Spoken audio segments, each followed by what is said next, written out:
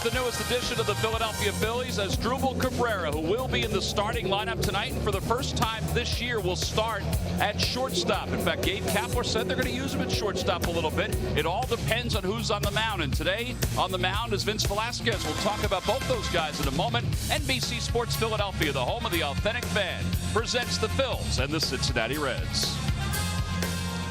Hi, everybody. I'm Tom McCarthy, along with Ben Davis. As we get set for tonight's game, we see Asdrubal Cabrera in a Phillies uniform for the first time. And Gabe Kapler's wasting no time, putting him in at shortstop today.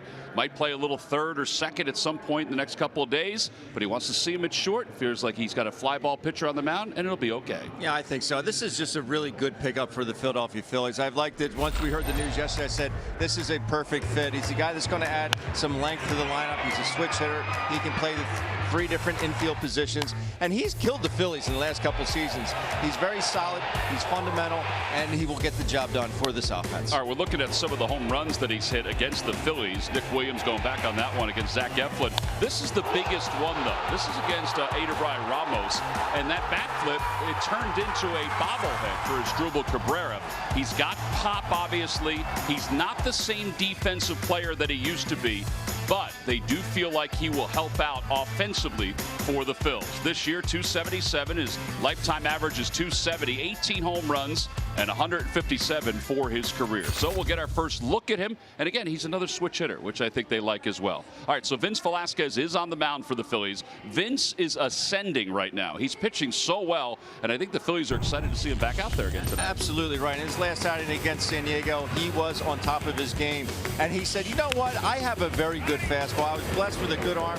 I'm going to use it until you start to hit it. Able to ride that fastball up in the zone at times, but he's able to carry it. We talk about the spin rate. Well, the spin rate of his fastball, best on the team. He's able to carry it right through Jorge Alfaro. Then started to mix in a couple of breaking balls. But overall, his fastball is what enabled him to have such a good performance against those Padres. You know, he still has intensity to him, but they also say that he couples that with a little more composure and a little more relaxation out of the mound, and they feel like that's what has helped. 19 starts this season compared to the previous 19. The home runs are down. That's huge. The walks are right around the same level, but now he's got the innings pitched up, and they feel like he'll keep on climbing with tonight's ball game. So it is game 3 of this 4-game series, the Phils and the Cincinnati Reds. It will be Vince Velasquez on the mound against Matt Harvey. All right, so this is our first look at Matt Harvey in a Cincinnati Reds uniform. How good has he been for Cincinnati? Last time out, not so good. But we'll talk about him when we return before first pitch. Phillies baseball is brought to you by Xfinity, America's best internet provider according to speedtest.net. By Toyota. The Toyota Camry, Highlander, and RAV4 have something for everybody. Toyota, let's go places. By Citizens Bank, official bank of the Phils. Visit citizensbank.com. And by Independence Blue Cross. Live fearless. Learn more at IDX.com.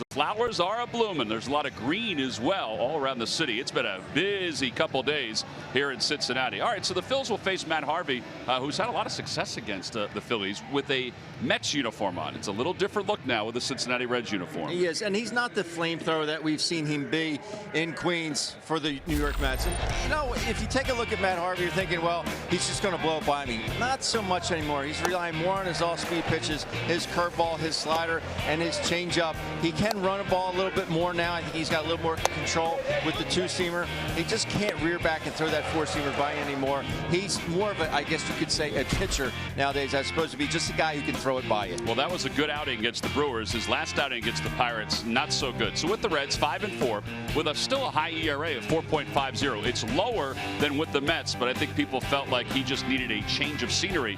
And quite honestly, this could be his last start with Cincinnati. He may be going elsewhere before the trade deadline. Lineups at first pitch when we return.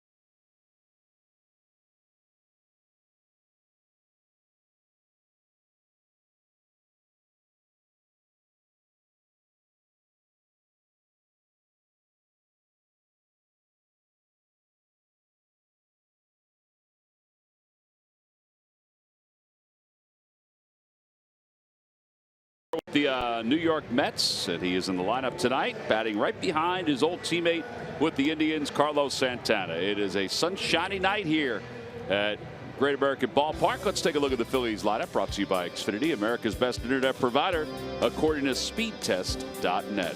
Well, Cesar leads it off, and then Rhys Hoskins and Odubel Herrera, and then Carlos Santana bats cleanup, and Asdrubal Cabrera will bat fifth, making his Phillies debut. 18 home runs and 58 runs batted in. And they will face right-hander Matt Harvey, the 29-year-old from Connecticut, out of the University of North Carolina. 5-6 with a 5.21 earned run average. I don't know if anybody anticipated he would, well, A, be in Cincinnati at this point in his career, but B, have numbers that lofty after the start of his major league career, Ben. He's no longer the flamethrower like we discussed in the open. He'll sit about 94. Curve, change, slider. Overall, very, very good numbers against these fighting Phils, but he's a different pitcher now. We'll see what happens. As he finishes up his warm-up tosses, Cesar's about ready to dig in. The Phils begin play today. 2.5 games up in the National League East. 6 games up over the Washington Nationals. 2.5 over the Atlanta Braves. Cesar 4 for 13 lifetime against Harvey with 6 strikeouts, hitting .269. He is 4 for 9 with a couple RBIs in this series. Phillies have 21 home runs since the All-Star break. And that is tops in Major League Baseball. So the fans are hoping for some long balls tonight. And the first pitch of the night is in there. We're underway, and the count is 0-1. 8 games since the break. The Phils are 5-3. And averaging over 6 runs per game during that time.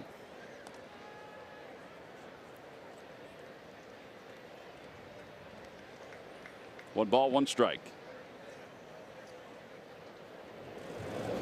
Change up, and it's 1-2. That almost looked like a ball right out of his hand the way it was floating, but I think Cesar was thinking fastball out of his hand.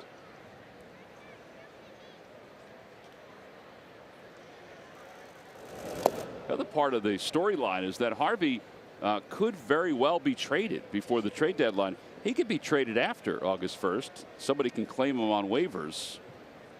I think that's what the Reds' thought is. How can we turn him into a prospect or two? Right. 3 balls and 2 strikes. 3 changeups in a row.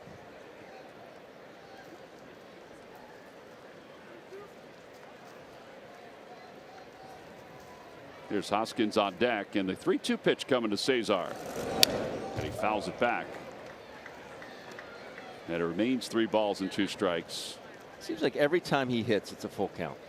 It really does. I think that's the big difference this year from last year for Cesar. I mean, Cesar's a very accomplished player, but as a leadoff hitter, I think he's embraced that role. Ground ball right side. Jeanette was shaded that way. And they throw him out. So it's a 7-pitch at bat for Cesar. And that's in line with the narrative that we've talked about the last several days about the number of pitches that the Phillies hitters see in the first inning. And that's huge. It's the 3rd most in the National League at 18.7 on average. Diamondbacks 19.3, Dodgers 19.1. Gabe was not surprised that the Dodgers were a hair ahead of the Phillies. And he said he thinks that is one of the important numbers that has led to their offensive success. I mean, let's face it, batting average wise, you know, their batting average is not high, but their on base percentage is high.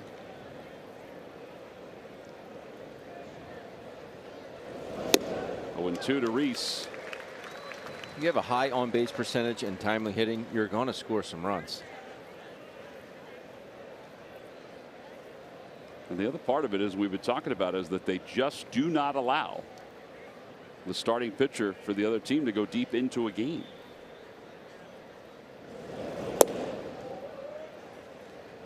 There are very few elite bullpens in the National League. So when you get into the bullpen, which the Phillies have done, you know, you're going to score some runs late. 1 ball, 2 strikes. And a swing and a miss. Hoskins strikes out. 2 away here in the first. So Duble's coming up. And last night he provided the Phils with a pretty big boost. 2-seamer here from Anthony DeSclafani. Fan reaches over thinking this might come back, but it had enough to get on out. Put the Phillies up 2-1 at the time. Bill Miller saying yes, it was indeed a home run. That's your home run replay brought to you by Giant. So Duble has a home run against Harvey. As Harry used to say, he's got him in his book. And he fouls it back to the screen. Interesting, the approach to Cesar compared to the approach to Hoskins.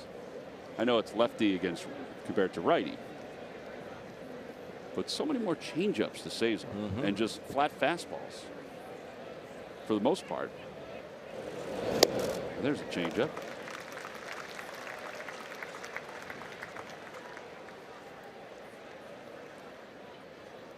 Oh, and 2.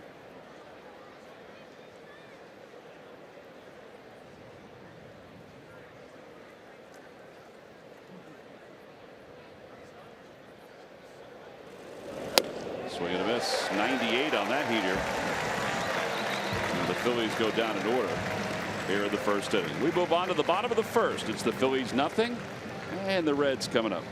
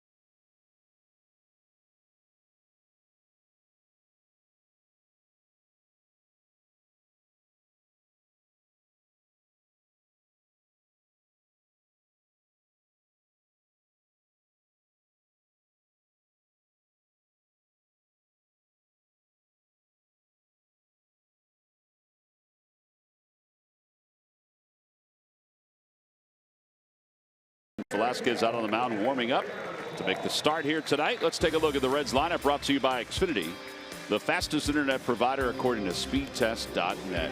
Well, it's pretty much the same lineup we've seen in the first 2 games of this series for Cincinnati. Jose Peraza, he has been red hot. 90 singles, that leads the National League. He's hit in 6 of 8, and ever since his slow start the first month of the year, he has been one of the more hotter hitters in the National League. There's Velasquez's numbers. His 1 game out of the pen was his last game. He pitched the 16th inning against the Dodgers and got the win. He's riding a current 14-inning scoreless streak. Changed curve slider to accompany that very good fastball, which will sit at 94. He'll touch 96, 97 at times. Yeah, the first pitch to Peraza. A fastball in there, 0-1.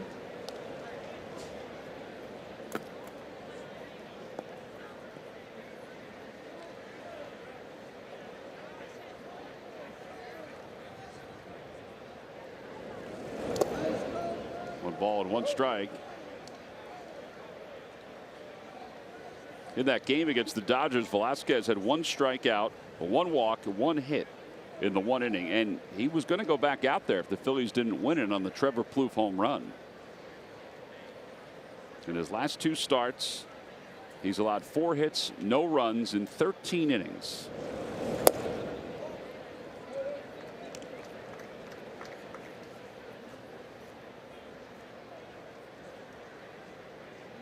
Two balls and 1 strike.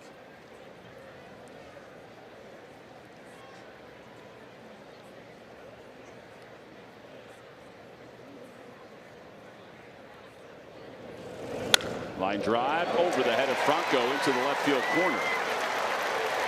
Peraza will pull into second base with his 19th double of the year. Well, I would say he turned on that one pretty quickly. Yes, he did.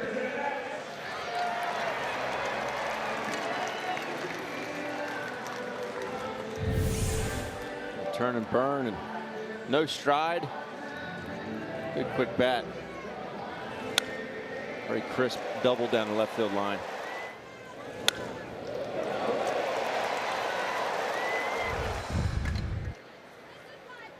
Scooter Gennett did not play the entire game last night. He was lifted for the last couple of innings. 2 for 7 though in the series with an RBI. That came yesterday.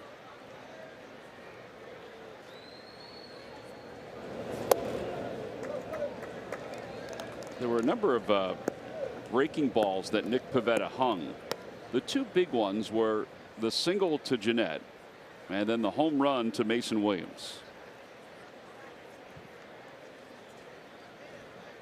Gabe was talking today about Pivetta's outing, as he did last night as well.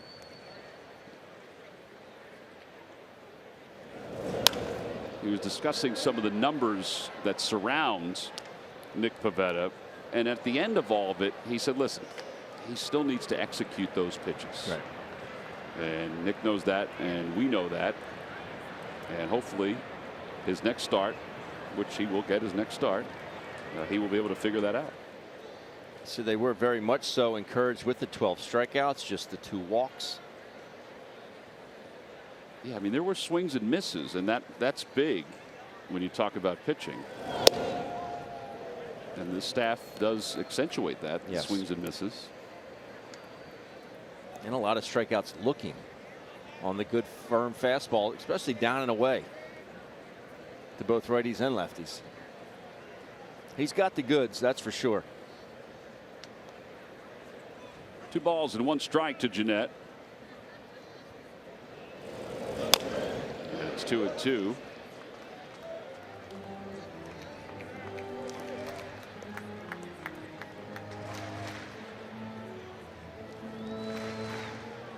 Phillies have the shift on. Cabrera starting at shortstop for the first time this year. When asked today about playing shortstop, he smiled and said, well, I'm going to work hard to, because he hasn't played it at all.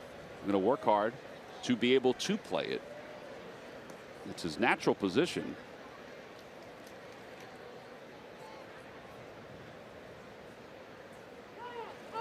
Oh man, that is a late call time. get someone hurt.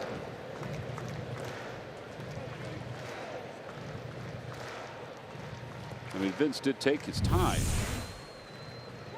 I mean, he had already lifted his leg. Yeah, you can't call time at that point.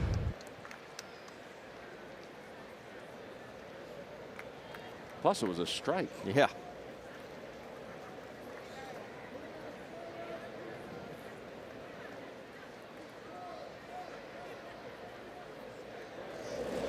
Outside, 3-2.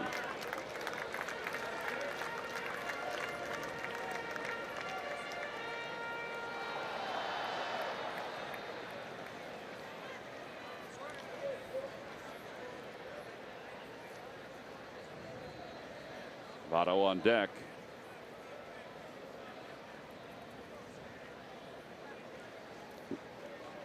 Three balls and 2 strikes. Changeup. No, that's a fastball. Boy, it looked like it was coming in with action. Well, maybe it was. There's the first strikeout for Velasquez. You know what I mean, Ben? It looked like it had some action away from Jeanette a little bit. Yeah. Two-seamer. Yeah, 94 two-seamer, and there was action. Jeanette run underneath it. Can't hit what you can't see, boys and girls. Can't pull your head off the baseball. Thousands do, though. All right, 1 out.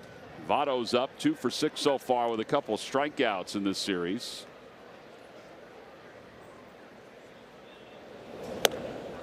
And it's outside 1-0.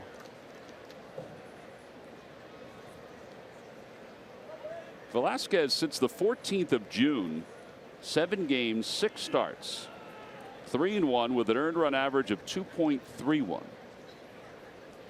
and 35 strikeouts during that time.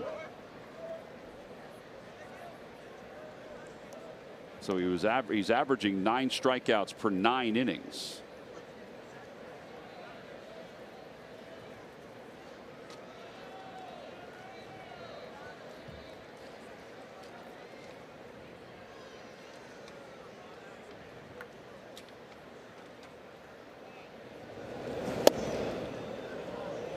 Ball and 1 strike to Votto.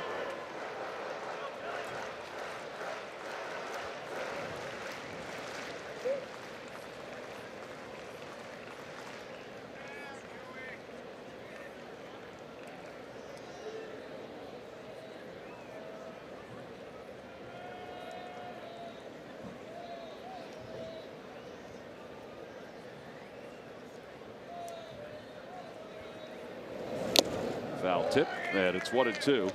Well, Joey Votto is the center of attention here tonight. I mean, at Great American Ballpark because of that little fellow right there. The Funko Pop. Funko Pop. Joey Votto. Back. Oh, yeah, Votto. Pretty cool, huh? It is pretty cool. Really doesn't do a whole lot of anything. Are you upset that you didn't have a Funko Pop when you were playing? I'd have gotten over it, I think.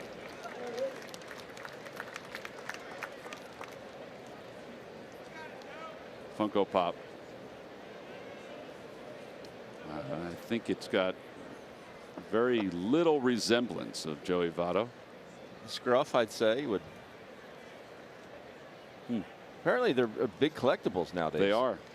They are. I was outside meeting some friends tonight, and they were looking forward to it. Swing and a miss. Got him with a slider. And there are 2 outs here in this first inning, as Velasquez has back-to-back strikeouts. Good curveball there, overhand curveball down the zone. Best part about that pitch is the fact that, first of all, Votto can't do anything with it, and he missed with it, but he missed down and off the plate. That's what you like to see.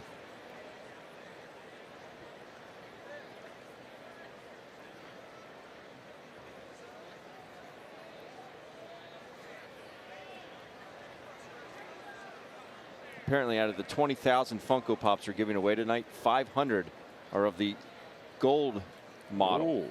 So it's like the golden ticket. Correct. What do they get? It's more of a collectible. Yeah. Here's Suarez. The main power threat in this Reds lineup. 24 home runs, 79 runs batted in.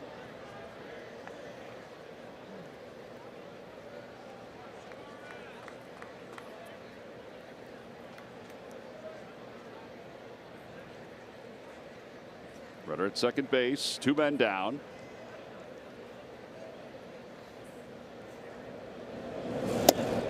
Waves at it, 1-1. Time for our Nissan upgrade. Upgrade to the technology of tomorrow today. In the most home runs in the month of July, Matt Carpenter is leading the way. Cole Calhoun, he had a walk-off last night, and then Suarez and Jonathan Scope.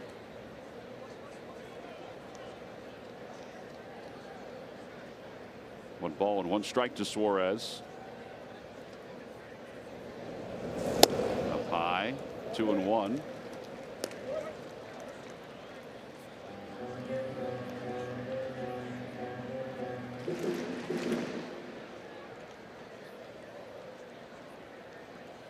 Talked about how successful Vince has been since the 14th of June. During that time, his whip, which is the walks and hits per inning pitched, is well under 1. It's 0.83. That means he's commanding the strike zone.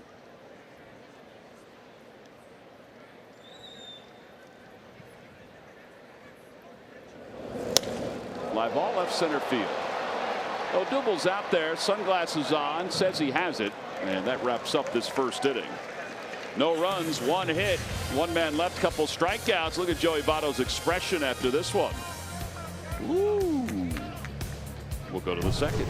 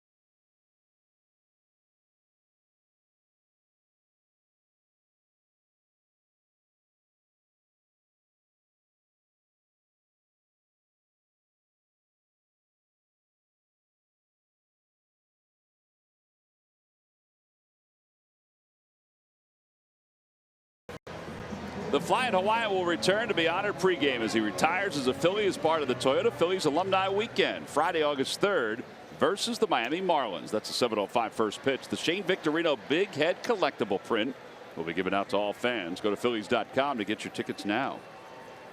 Man, there are a lot of Philly fans here tonight, aren't there? Beautiful night.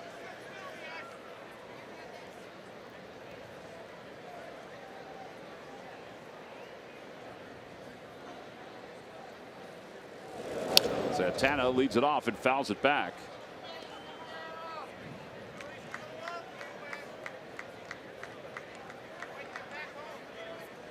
Santana 1 for 7 so far in this series.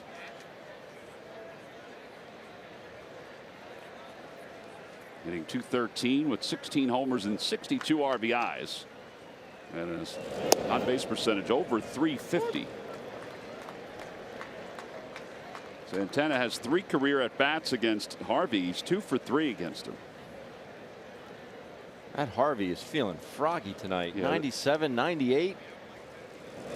Looking back on his last couple of starts, his velocity he was averaging about 94, 95, like in that neighborhood. Change up 2-2.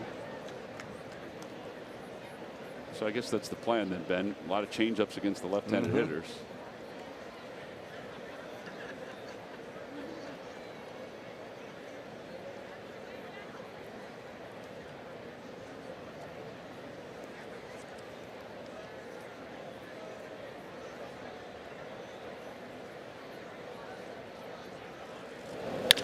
To the right side, Scooter Gennett in shallow right field. He throws out Santana. And one out here in the second. And now Asdrubal Cabrera will come up to hit for the first time as a member of the Phils.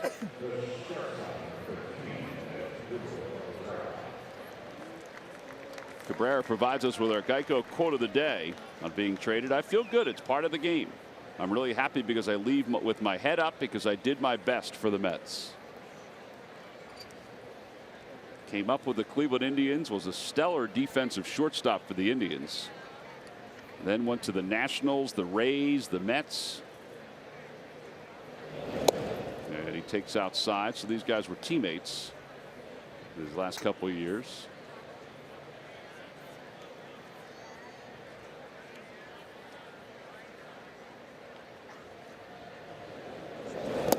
Two balls and no strikes.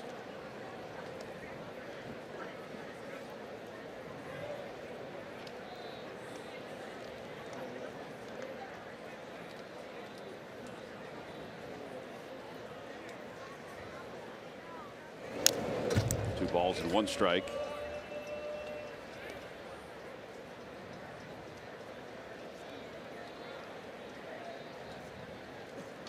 Cabrera lifetime against the Reds, 252 with 5 home runs. There's tomorrow's starter Zach Eflin and probably tomorrow's shortstop and Scott Kingery. Gabe said Kingery, he talked to Kingery, he said you're going to play most of the time at shortstop. He said about Cabrera, he said he's going to play second, he's going to play third, and we'll see what he's going to do in Boston this week. He could even DH this week in Boston. So I might even talk to him about possibly playing left field. Yeah. He said he's going to pick his spots at shortstop because he realizes that Cabrera is not the same defender he used to be when he played shortstop for the Indians. He said, but tonight you've got a fly ball pitcher on the mound predominantly in Vince Velasquez, so it makes sense to let him start at shortstop because they feel like he'll catch everything around him. He strikes out. That's the third strikeout for Harvey. 2 away here in the second. And Nick Williams is coming up.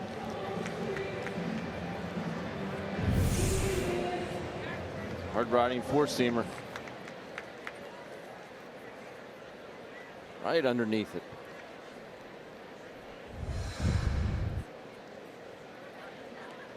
Well, you got that one out of the way.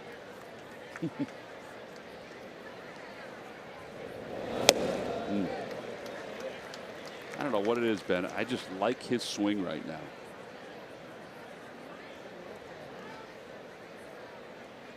He's got some bat speed, that's for sure.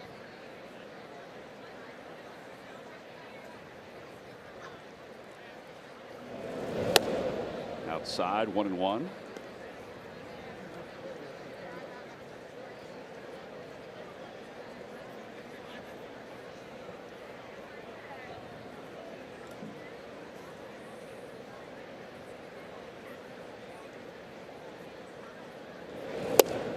Inside, 2-1. He's definitely using all his pitches.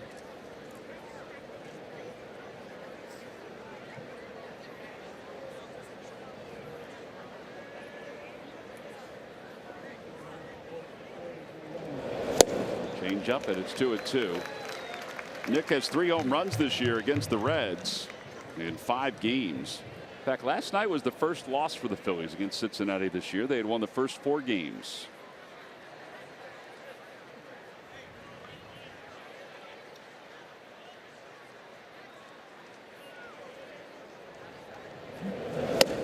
Yes. Harvey at 97 miles an hour has retired the first 6 Phillies that he has faced. 4 strikeouts along the way, 6 up, 6 down. Vince Velasquez about ready to go back to work when we return with the bottom of the second with the Phillies nothing and the Reds nothing.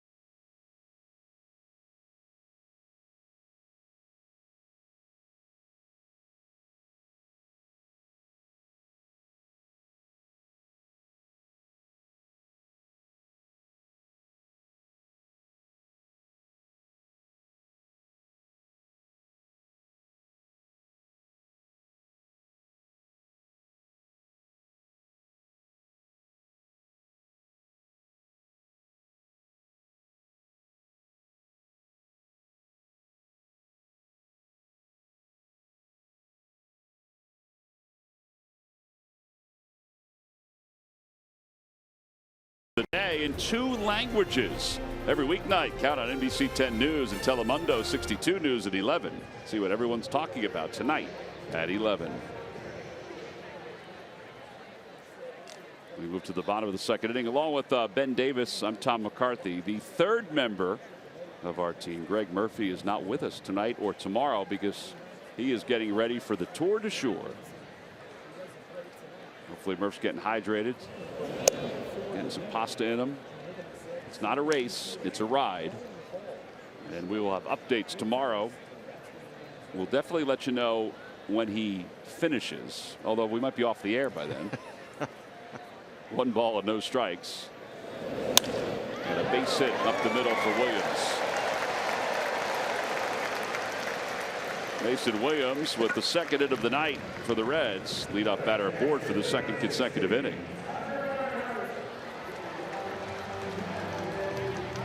Murph will be back with us on Monday.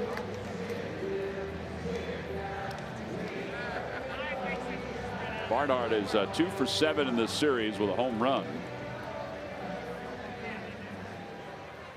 Last year's National League Gold Glove winner at catcher, the 3rd catcher in Reds history to win a Gold Glove.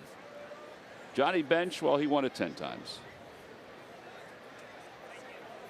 I don't know if Barnhart will be around long enough to win 10. Johnny Edwards won 2 for the Reds, 1963 and 64.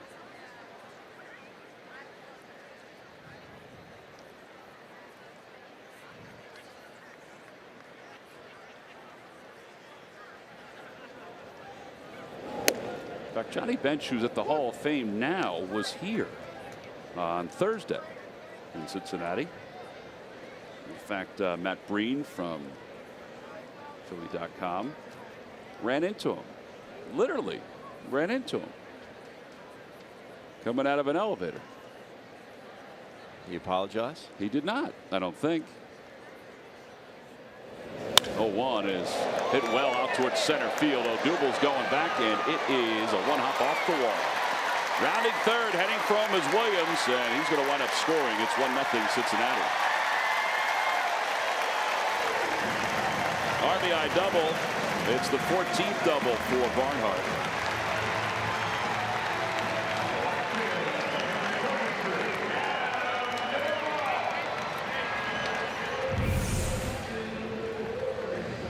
Fastball down.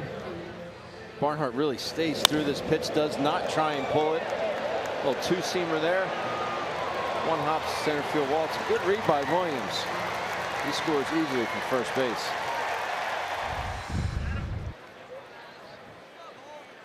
And now Duvall, speaking of Gold Gloves, he's won 2 Gold Gloves already.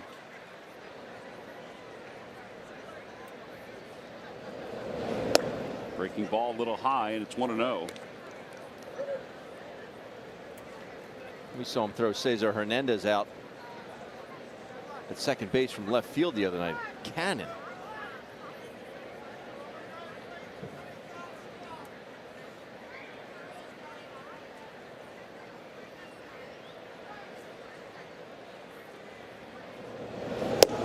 That one's in there at 90 miles an hour, 1-1. People ask all the time why the Phillies are where they are in the division, and a lot of it has to do with their pitching, starting pitching and the relief pitching. In fact, I think more than a lot. Since the 1st of June, the starters have 19 wins, 15 losses. There's a line drive base hit to left field. Barnard will be held up at third. First and third. They have 269 strikeouts in 268 1/3 innings of work. And averaging just under 6 innings per outing, which compared to the opposition is averaging just over 5 innings per outing.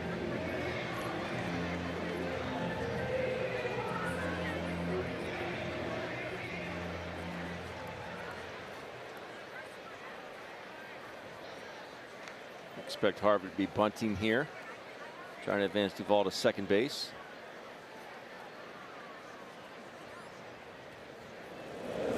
He squares and bunts it foul. 0-1.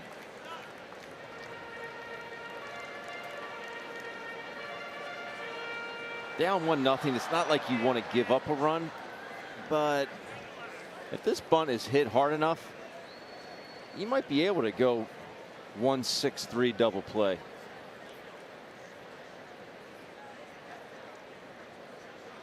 We know what kind of athlete Vince is in bouncing off that mound.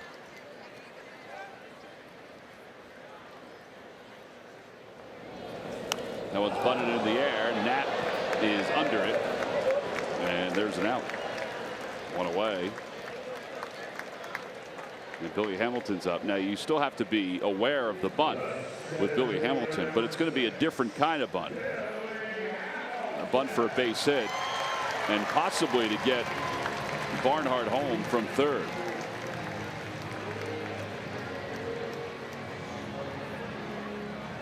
You might see Billy try and bring one with him down the first base line. You know, there's 2 schools of thought on that one, T-Mac. If it was bunted hard enough, thinking, well, maybe you do give up on it. It's only the second inning. But you look at Matt Harvey, the way he's throwing the base pair, like, I don't know if you want to give up anymore, because he looks like the Matt Harvey of old.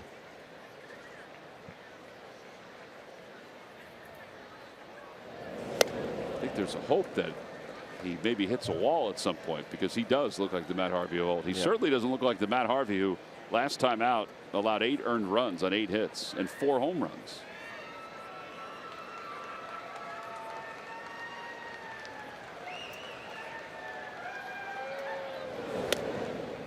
Outside, 2-0.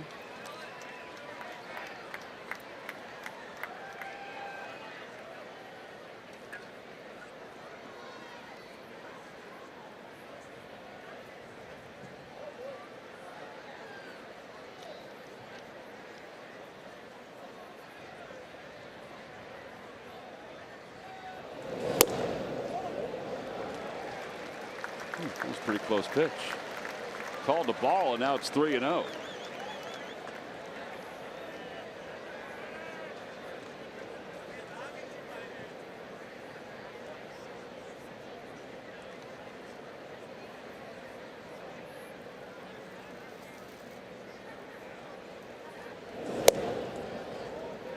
Three and 1. 94 on that heater.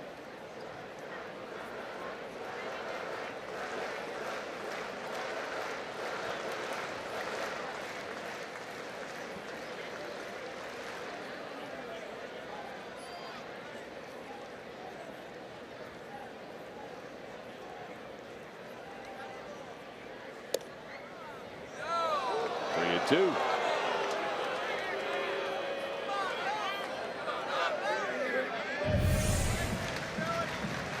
Pitch cast. A couple pitches off the plate, but called a strike.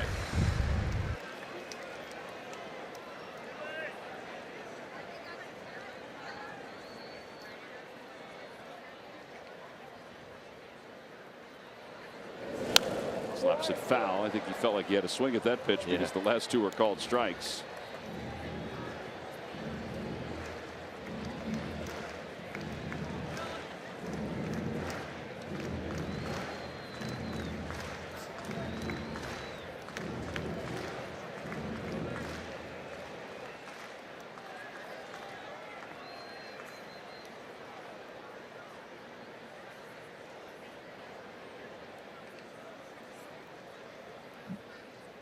Runner goes from first. Pitch is fouled at the plate.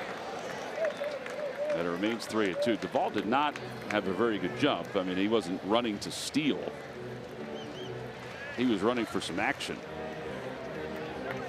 Figuring that Hamilton was going to put it in play, stay out of a double play, even though it is really hard to double up Hamilton. With the infield in, it's even harder.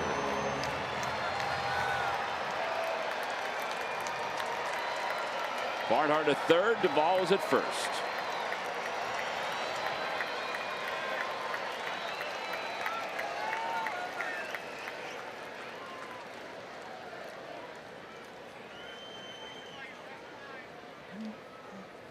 Runner goes from first. Pitches bounce to second. Coming home late is Barnhart, and he is out. That's one where I know technically he's going on contact, but I wouldn't go. No, I would not go. You're a dead duck. And you saw it. You are a dead duck. Well, Billy Hatcher's down there telling him to go, and you talk about not wanting to give up outs. Well, how about not running into an out? He wasn't really going on contact. I don't get it. Well, it's a good break for the Phillies. It's a great break.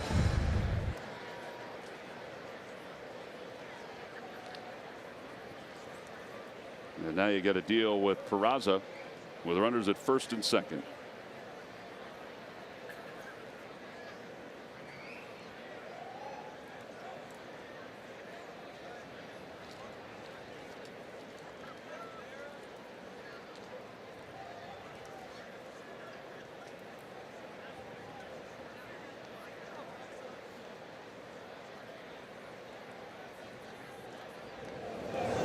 Inside 1-0.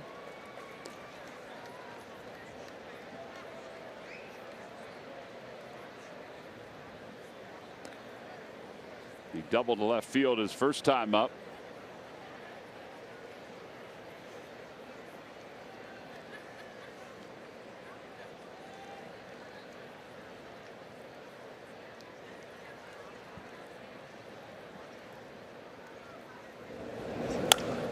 Off the mound, out to second. Cesar's up with it, and the inning is over. So 1 run scores on the double by Barnhart. I don't know if you could ask for anything more than that. Nice job by Vince Velasquez. We're headed to the top of the third.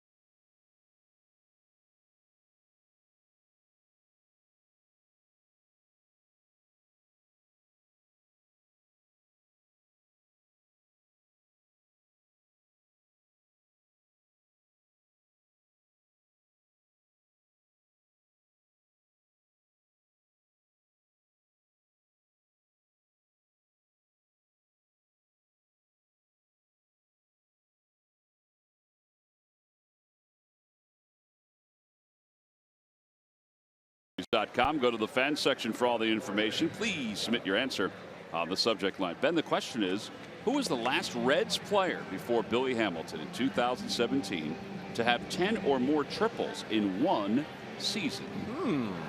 Answer will be revealed a little later on. Here's Hoskins fan. Here's Michael Franco. Phillies do not have a hit so far.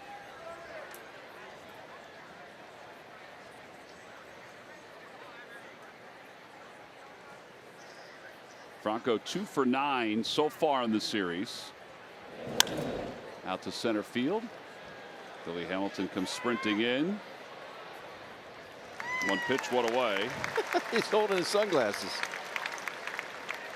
Do they fall off or something? I don't know. I looked up and he was holding his sunglasses in his hand and then he just caught it.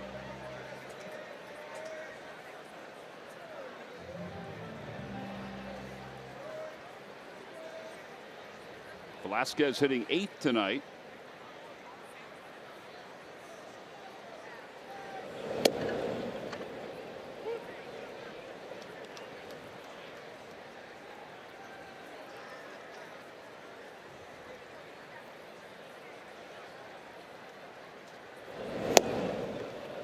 Oh, and 2. He is just pounding the strike zone right Yes, now. he is. See him in his right hand? Huh. That's textbook, Tom. Textbook running with your glasses? Yes. Yeah. Shouldn't run with anything in your hand like that, Ben. Only scissors, Tom. He is a very good defensive outfielder. I know he hasn't hit for what the Reds hoped for, but he can go get it. He's got a really good arm, too.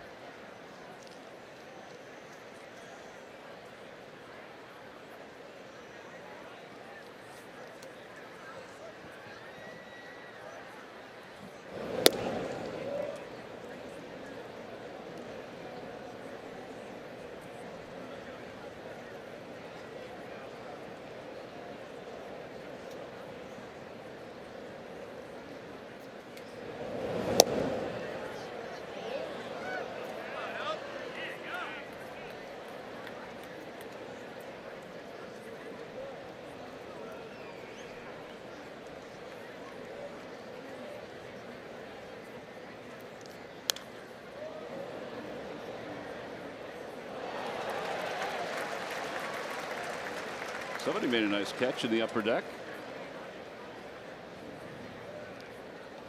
That's what happens when you bring your glove, Ben. Everything works. 8th pitch of the at bat, and it's fouled back. Wait, Vince, make him work.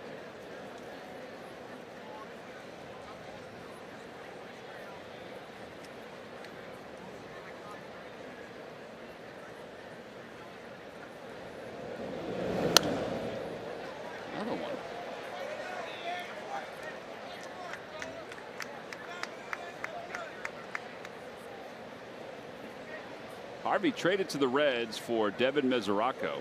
He was expendable for the Reds because they have Barnhart behind the plate. Trying to retire Vince Velasquez. Vince has had a good at bat here. And a ground ball back towards second, backhanded by Jeanette. 4-3 on the putout, 2 away. It's a whole new ball game with RBI Baseball 18. RBI Baseball 18 delivers an all new franchise mode and much more. RBI Baseball 18 is available now. Learn more at rbigame.com. Rated E for everyone.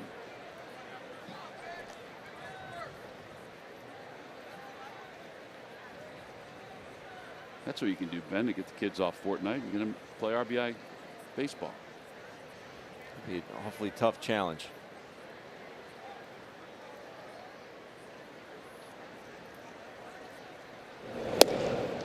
Fastball and it's 0-1.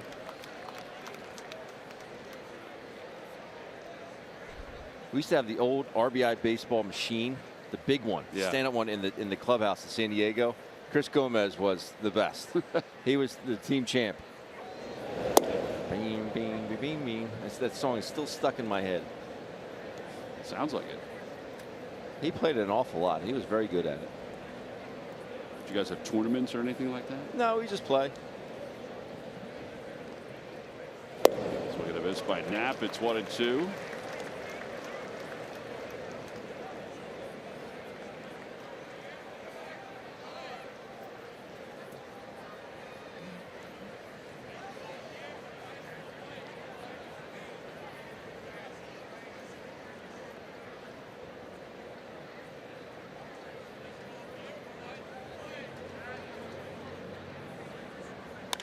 Fly ball to center field. Hamilton going back, and he's under it. And Harvey is one time through the Phils lineup without allowing a base hit.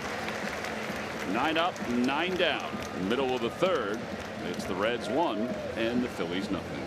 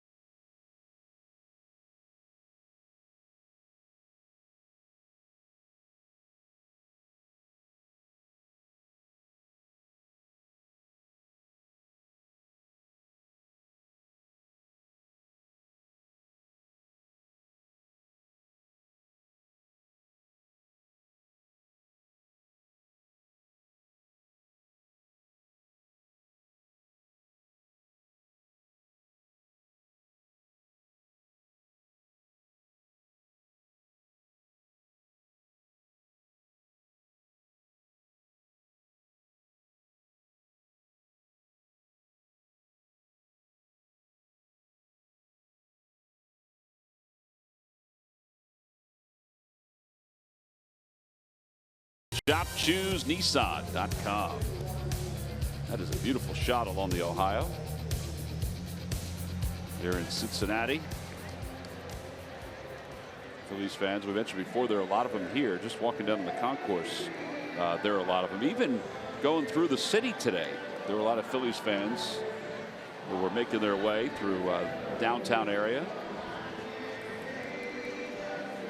Some of them might have been here for the R&B festival as well. That was going on so late last night. Yeah, it was remarkable. I was in the elevator with the lady today, was in from Chicago for it. She was going over to the Boys to Men concert. Who was that? It was the guy that was going to, they were going to see somebody today. Ground ball to the right side, backhanded by Santana. 3-1 on the putout. And I said that, and I don't remember who it was. It was me and Scott in the elevator. I know that the food trucks and the folks cooking all the different food outside. My gosh, it smells good. It was like a backyard barbecue. Oof. It wasn't Walk the Moon who was going to perform after the game tonight here. It wasn't Boys to Men. It'll come to me eventually. Joey Votto takes low. It's 1-0.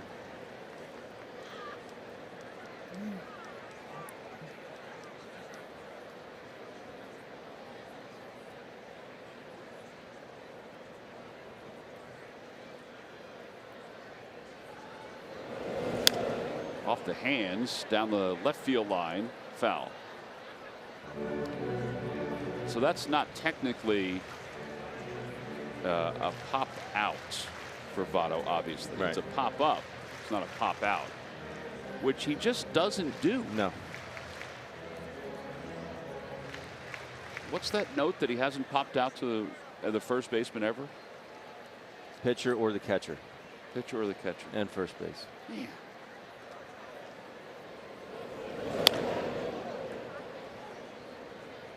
How is that possible? Tom, I wish I had an answer for you.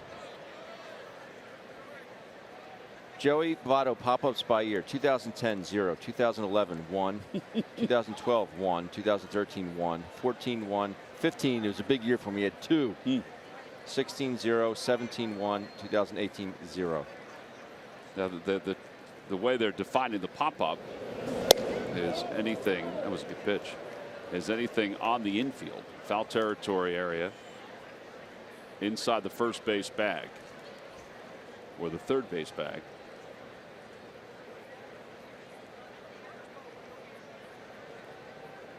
Two and two to Votto. It's just amazing. Since 2010, Votto has popped up 7 times. With the same amount of plate appearances, the Major League Baseball average player would have popped it up 127 times. That's a crazy number. That's a Jason Stark number right there. Going into this series, he has 6,563 career plate appearances and has never popped out to the catcher, pitcher, or first baseman. All 4. He has walked a lot. That's the first walk issued by Vince. And Suarez is coming up. As the Phillies embark on the second half of the season, join the postseason chase with a second half ticket pack. The pack includes the 6 remaining 2008 home games in September. Plus, you get postseason ticket access, pre-sale opportunity for the potential to purchase 2 postseason home games at the ballpark, and you also get access to 2019 season tickets. Call 215-463-1000 if you want to capitalize on that. I'm sure some people will. As the Phillies hope that they are, and are confident they are too, going to be in this race for good.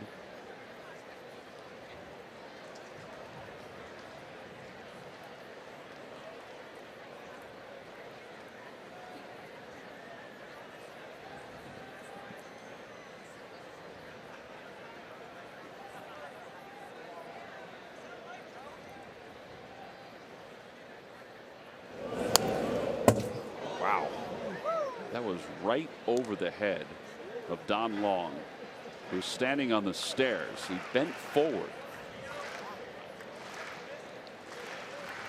Tucker Barnhart, like, thank goodness that missed us. Barnhart has a helmet on at least. Here's Don to the right.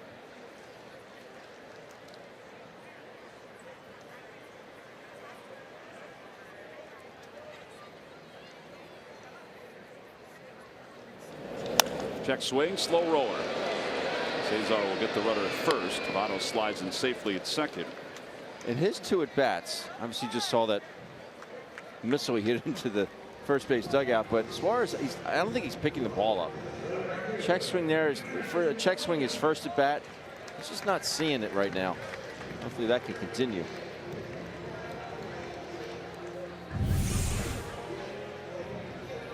So he thinks he's there, and he's like, I don't really want to.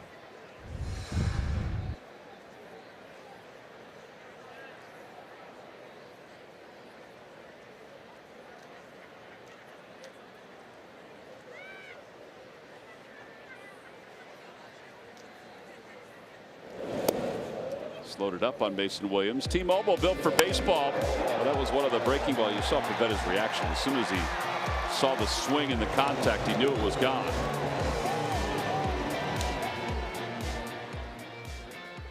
Well, the reports were that Williams was swinging the bat well down in AAA.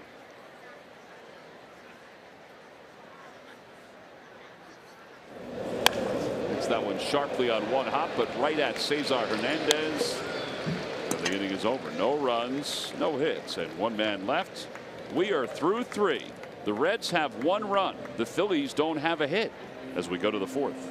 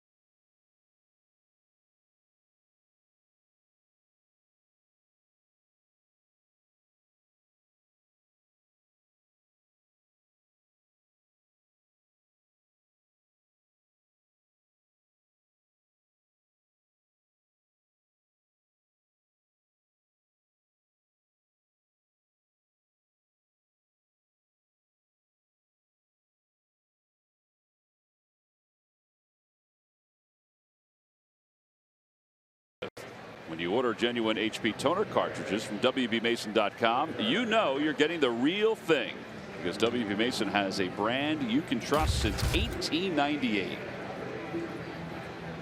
Well, a nice day on the Ohio. Meg would do a great job of docking that boat. She could dock that boat. That was the most nerve-wracking thing with a boat. That's why you let her do it. Yeah, she had more patience for it than I did. Cabrera chatting with Jake Arrieta. Cesar leads it off here in the fourth. And he takes strike one. By the way, Audrey, our stage manager, brought up the lineup of acts that are performing in the city of Cincinnati today, and it's Bootsy Collins that the gentleman was going to see. The OJs are performing. Keith Sweet. The Roots are in town. Philadelphia's own Roots. Common.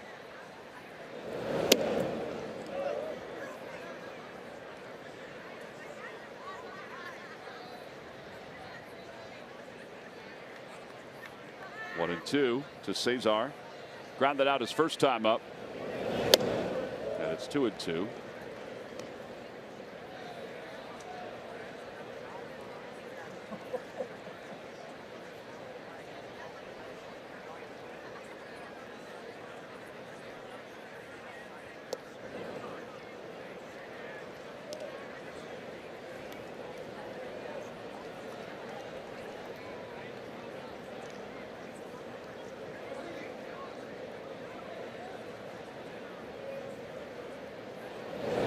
Swing and ball four. So the first base runner for the Phillies here in the fourth inning. And that'll bring Rhys Hoskins up. All right, so Harvey from the stretch for the first time. Wonder how things are going back at Citizens Bank Park, speaking of concerts. Last night, despite a little bit of a delay, all reports were that the Billy Joel concert was fantastic, as you would expect. Philly staff did a great job getting the stadium ready. Had a foul ball by Rhys, and it's 0-1. I'm sure Billy took his helicopter in from the Hamptons. thinking about that. Wow, look at that. Look at all those. Look at all the people. That is awesome. Man, look at that stage. Look how great it looks. Guy just keeps on playing. That is an awesome looking stage, isn't it? Whew. He opened with Big Shot, Ben. Did he? Yep. If you could play an instrument like really, really well, what would it be? That's a great question. I was thinking about it the other day. I think it's the piano. I really do. My daughter plays it, and she plays it fantastically.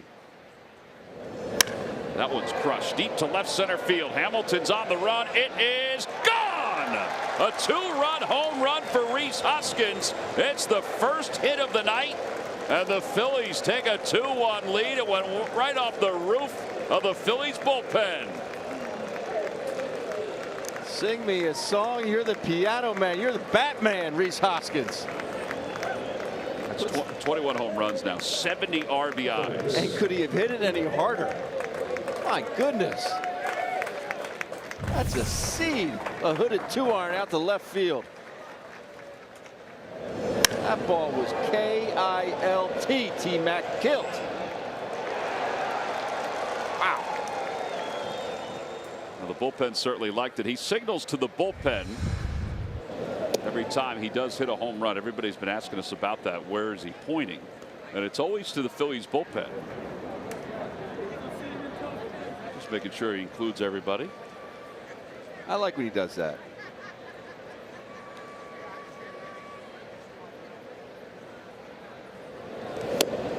One ball and one strike. That's 22 home runs now for the Phillies since the All-Star break, which is the most in Major League Baseball, not just the National League, Major League Baseball.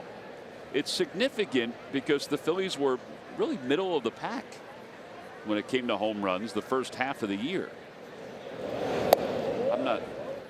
I'm not saying that the trend will continue the whole season, but it's certainly part of the reason why the Phillies have had some offensive success since the break.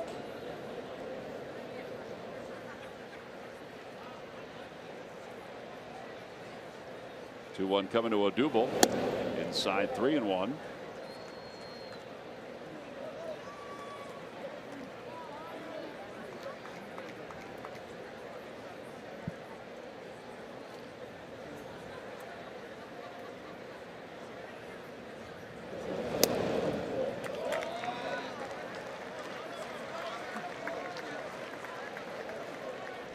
Statcast AI powered by AWS. Here's Rhys Hoskins' home run. 106 miles per hour, 21-degree launch angle, projected home run distance 419.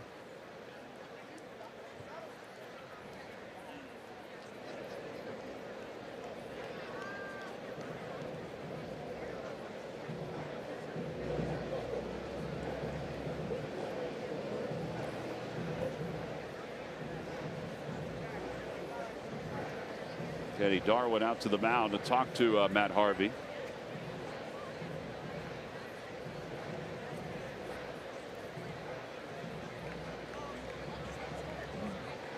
All right, so 2 walks in the inning and the home run. And now Santana is coming up. First 5 starts versus the Phils, a 1.60 ERA, and the last 6, an earned run average that's climbing.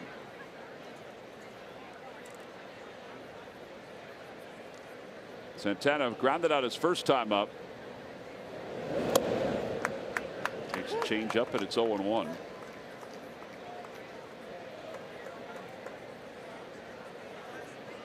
And I think that correlates with, well, tonight we've seen a fastball that's at 97 miles an hour, 98 miles an hour, but not for the long term. Whereas earlier, when he pitched against the Phillies, that 97, 98 was long term. Yeah, he could sustain it. Yes. Now he is coming off an injury, and that was what he claimed was the issue with the Mets, is that, you know, he was just building back his arm strength. And it still could be the case. I mean, he could go somewhere next year or even be here in Cincinnati, and he could be closer to the pitcher he was with the Mets early on. But the thing you have to remember, with all the success that he had and the perceived bravado out on the mound, he's still less than a 500 pitcher. With an ERA of 3.74. Yeah. And he's 29 years old.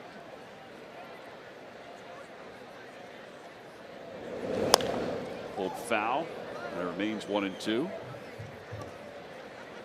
And he sustained a lot of injuries.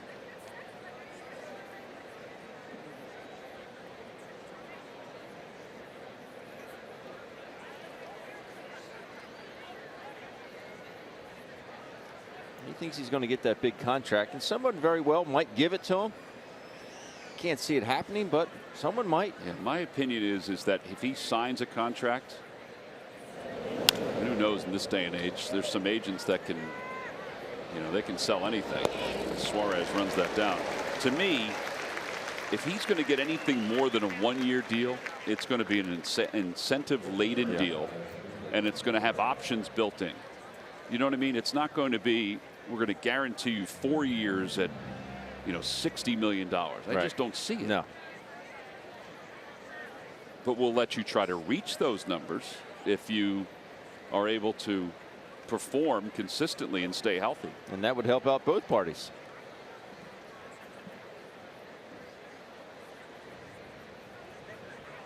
.63 pitches. Here's Cabrera, who struck out his first time up.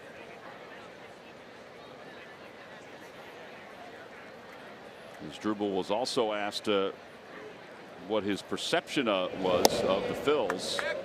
He said, well, the one thing I know is that they're a team that plays hard, and they've got a lot of young players, and I can see them getting better from 1 year to another.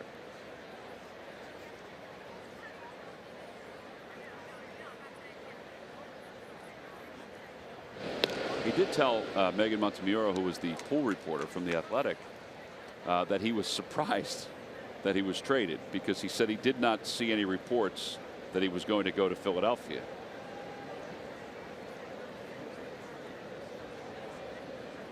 One ball and no strikes. No one's popped up. Suarez in foul territory, and he puts it away for the second out. All right, so Santana pops out to third. Cabrera pops out to third. Joey Votto hasn't popped out at all this year. And there are 2 outs. Here's Nick Williams.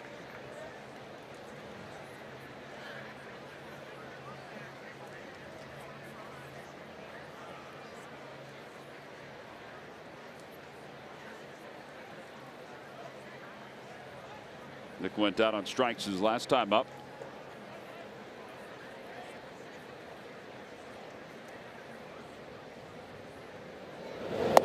Takes a changeup low.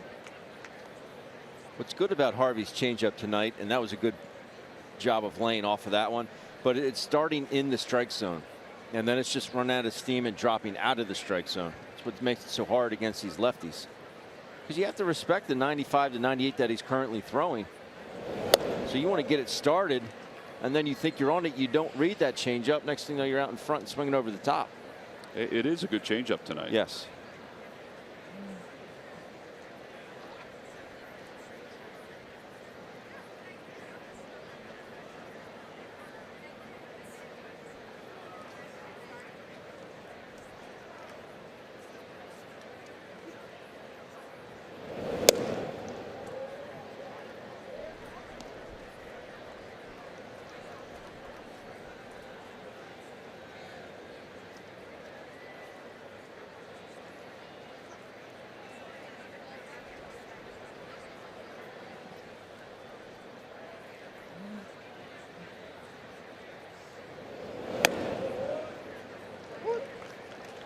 Three balls and 1 strike to Nick Williams.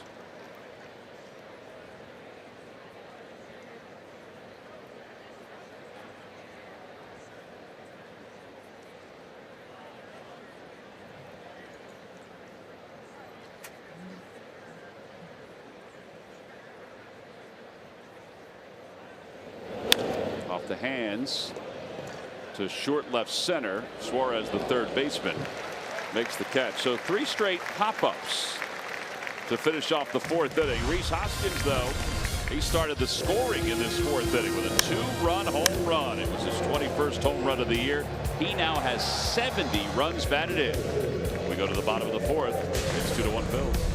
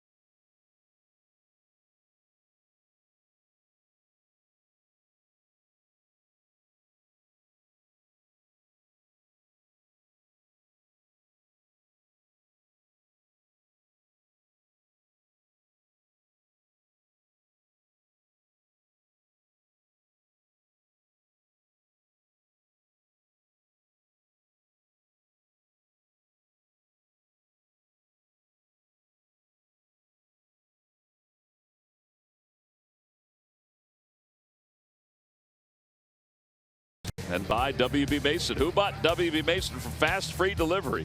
Nobody does it better. Oh, we wanted to give you a nice shot of Great American Ballpark and the signage outside, and also a nice shot of Dock 1. We come in Dock 3, Ben. Yes, we do. Barnhart swings at the first pitch. It's bobbled by Cesar. He recovers, and 1 out. Yeah, that'll bring Adam Duvall to the plate. Dock 3 is also where you can pick up your field passes. Oh, is that where it is? Yes. So you were there today? I walked through there, but friends of the family came through there later. Are they here from Philadelphia, friends of the family? They're not. They're here from Columbus. Oh. You have friends everywhere. Speaking of friends, our buddy Johnny Filer from up here in the broadcast booth. He's got friends and family back in Lansdale. Tom and Sabina Johnson, big Phillies fans. Also Tim Johnson and Kevin Johnson are there. They're rabid Philly fans. We want to say hello to them. You can't see Johnny because he is back behind us, but he's always here.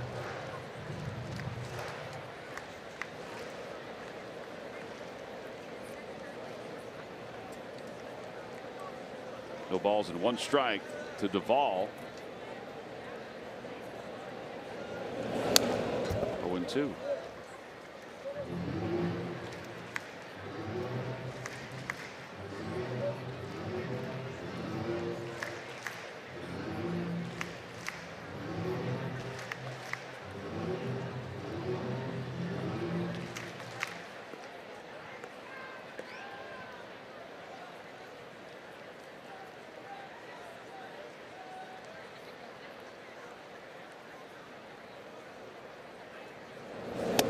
Inside, 1-2.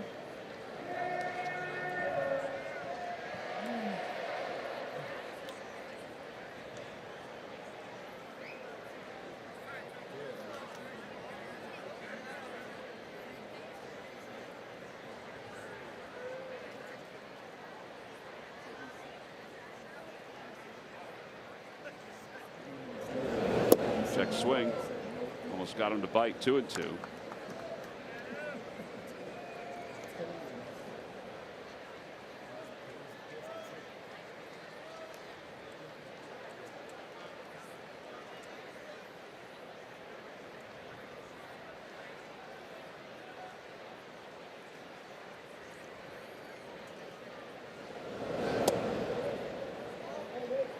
He's tried a couple breaking balls. He tried the slider and now the curve. And now he might be forced to throw a fastball. With the Phillies up 2-1 here in the home 4th inning. A couple of those breaking balls are backed up. It seems like he's getting out in front with his body and his arms not catching up. He's kind of casting them up and into righties. And a fastball low, so he loses them. Duvall walks, and it brings Harvey up. Monday morning, wake up with Telemundo 62 News, the only local Spanish language morning news. Get your breaking news, weather, and traffic to get you and your family up and out the door. Weekdays at 6 a.m.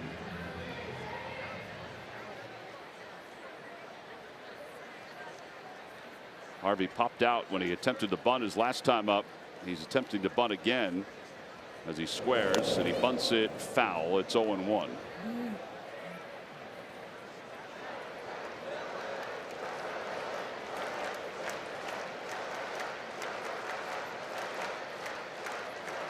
By the way, I saw some shots today from up in Cooperstown. Also watched a couple interviews with some of the inductees, including Chipper Jones. Chipper Jones's interview today, I watched it with Chip Carey, was really good and honest. Harvey bunts it toward first. Santana throws to first base. Chipper will go in tomorrow. Ben's old teammate Trevor Hoffman will go in tomorrow. In fact, I think this is really cool.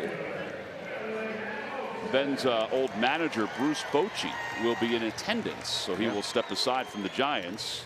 Hoffman with a 601 saves. Vlad's going in. 8 silver sluggers. Jack Morris, I think that's fantastic too. I thought he was a dominant pitcher. Jim Thome and Alan Trammell. You imagine if you got a baseball signed by those 6? That'd be pretty cool. Man. Pretty cool. And today, Bob Costas and Sheldon Ocker were honored.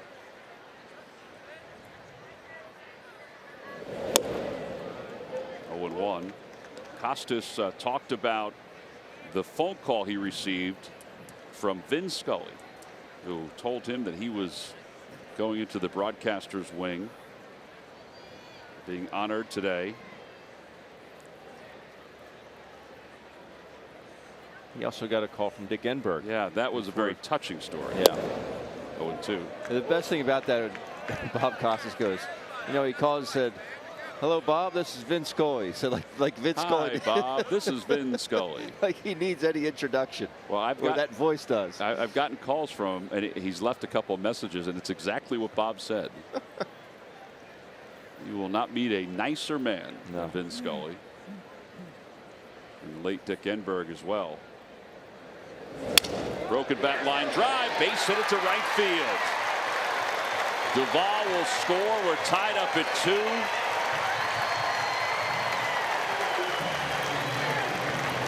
It's an RBI single for Billy Hamilton. See, that's a perfect example of having the pitcher hitting that 8th spot.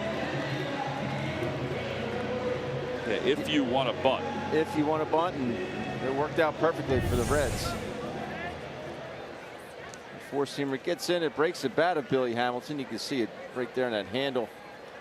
Just enough to get it over Cesar Hernandez. Well, here is Peraza with a runner at first. Hamilton got to keep an eye on him. 22 stolen bases, and he's leaning. Way out there. Yes, he is.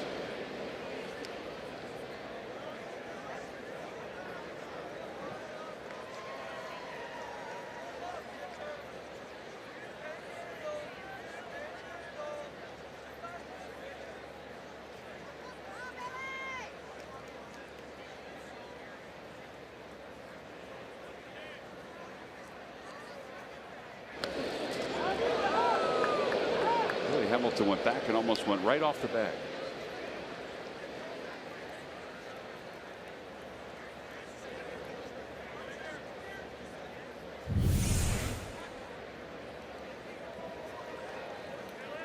He's too quick for his own good. He did go off the bag.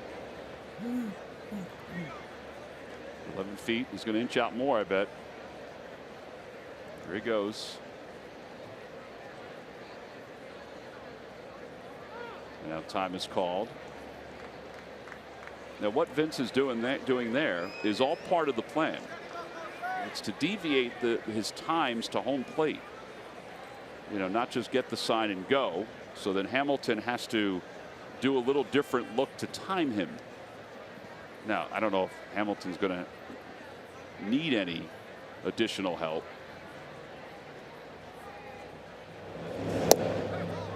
Ball and no strikes to Peraza. When you hold a ball like that as a pitcher, not only does it screw up Billy Hamilton, but it screws up Peraza at home plate because, you know, again, it's throwing off your timing, your leg kick, when you get your foot down, all that. You don't know when to start. You don't want to get started too early. Obviously, you don't want to get started too late.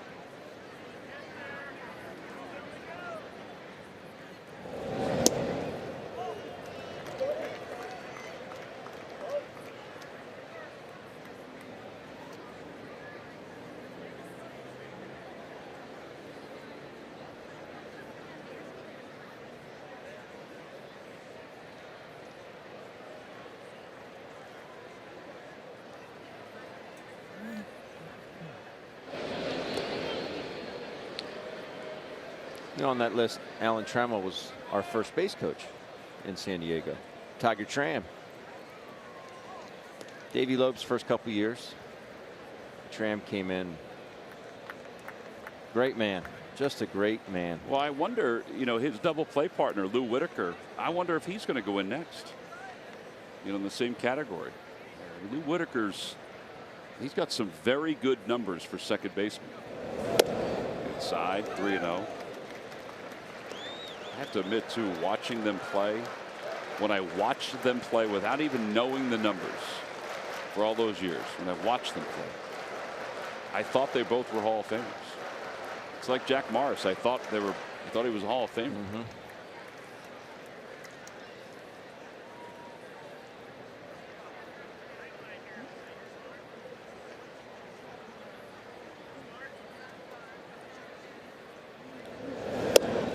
4. That's what Billy Hamilton can do to you. You get so concerned with him at first, you lose track of what you're trying to do, and that's throw strikes.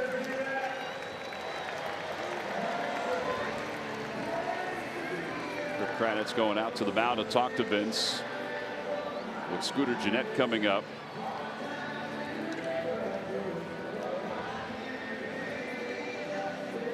And this talk is, hey, I don't care if he steals third. Get the batter. You got 2 outs.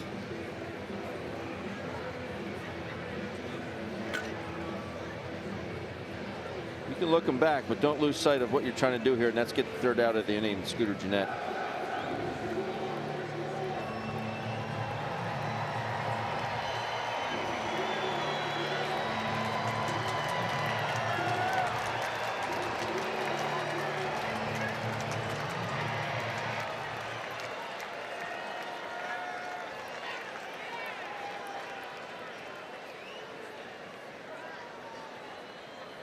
Scooter Gennett has struck out. He's also grounded out to Carlos Santana.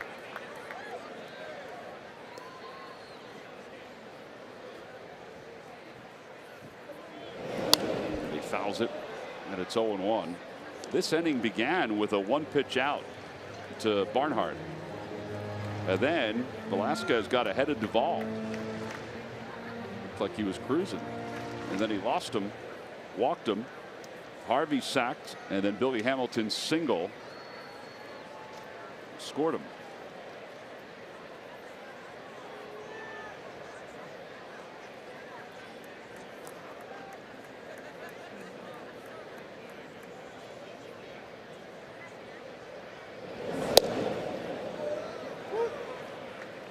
Oh, and 2.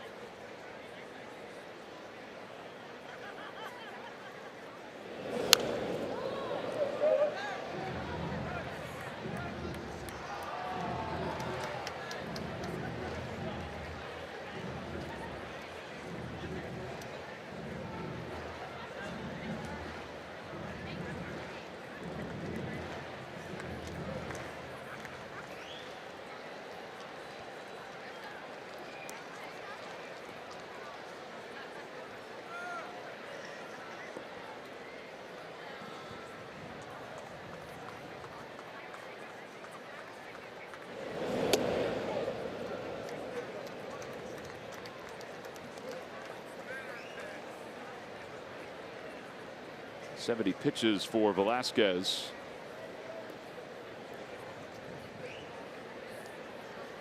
Phillies used Jake Thompson in last night's ball game for the last couple of innings, after Nick Pivetta went the first 6.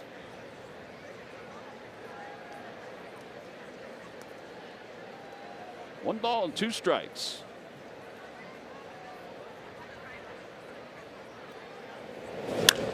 Fly ball left field. Rhys Hoskins will settle under it. And the Reds settle for 1 run. They tie the game up on a broken bat single by Billy Hamilton. They leave 2. We'll go to the 5th inning. Franco will lead it off.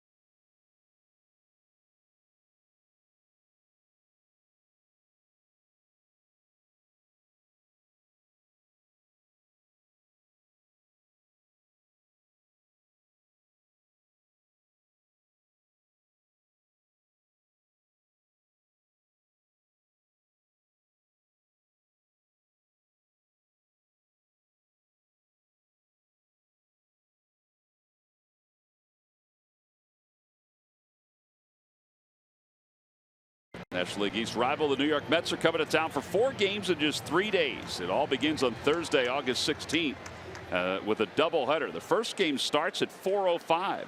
Friday the 17th is also a 6:05 start, a little earlier than usual. And the Old Dominion concert will be taking place afterward. And then Saturday, August 18th, the IBEW Local 98 Jake Arrieta nickname T-shirt for any kids 14 and under. Tickets can be purchased, as always, by going to Phillies.com.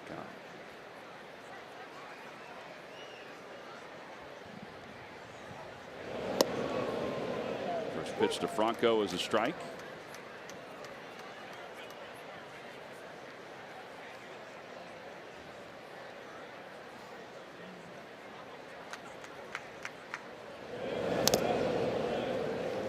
Two.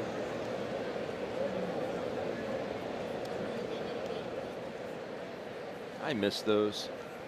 The foul balls off you. Yes. Said no one ever.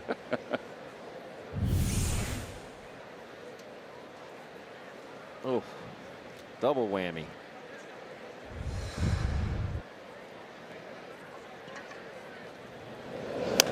Franco lifts that one into foul territory off the third base line and out of play. Suarez went climbing up. One off the inside of your kneecaps were terrible. Oh man. Then it ricocheted. I think the worst ones were inside your thigh. Inside, they would just sting, and they would turn 100 different colors. A liner out toward right center field. Going back is Williams, and it is. Oh, he caught it and then dropped it. Franco is heading to second base. He better hurry. And he's there standing.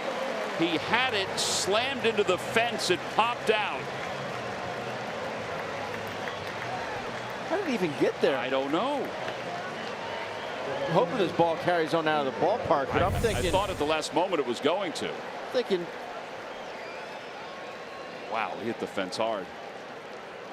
He never really had control of it. No, off the palm of his glove.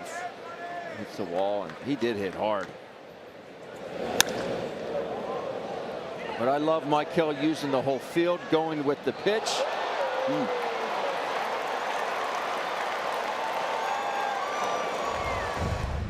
Have to repair it right there, Ben. All right, now Velasquez with a runner at second base. Then Squares takes low, 1-0. I think this is a prime time to bunt if you're Velasquez and the Phillies, because a lot of times we say, well, he's already in scoring position, so it really doesn't matter. With nobody out and Franco at second, Franco doesn't run all that well, so you try to get him to third so that he can score even on a base hit without a problem. Absolutely. Bunted foul. Then jabbed at it. And it's 1-1. Well,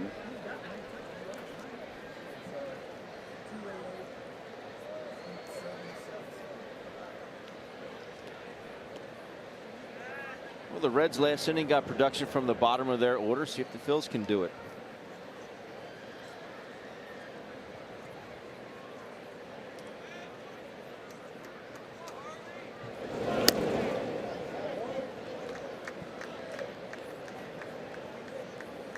Dusty firing down the signs.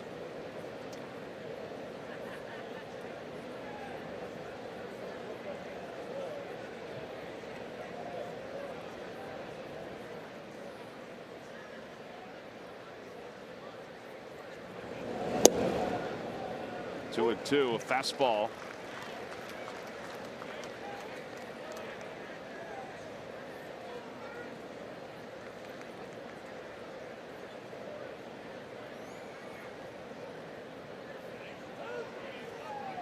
Find a way, get it down somehow, some way.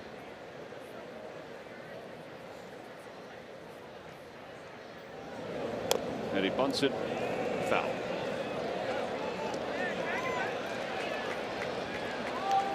And one out. A strikeout for Velasquez. I'm really surprised that Vince didn't get that down. Such a good athlete. He's improved his bunting. The guy that's improved the most bunting-wise is Nolan. Absolutely. It's like, I remember when Roy Halladay first came to the Phillies the first year, he could not bunt. No. And he worked at it and worked at it and worked at it because he knew how important it was. He never became Greg Maddux when it came to bunting, but he was at least able to get it down eventually. Here's Knapp with a runner at second base and 1 out.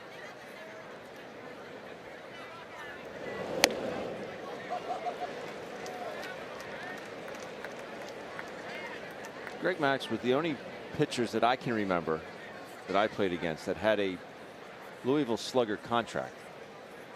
He had his autograph on the model as opposed just to the block lettering. If he had an autograph, he had a contract with Louisville. And he has, when I picked his bat up once, I went, man, well, he is Greg Maddux.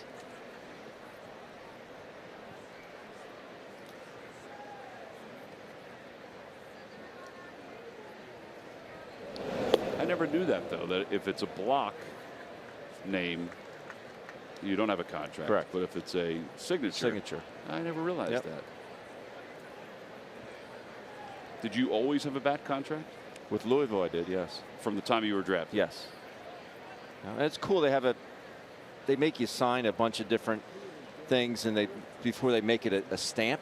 Yeah. And then that stamp is then set in the Hillrich and Bradsby.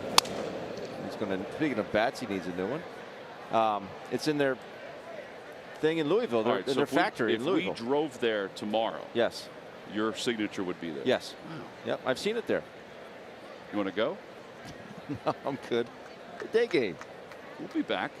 There's no traffic.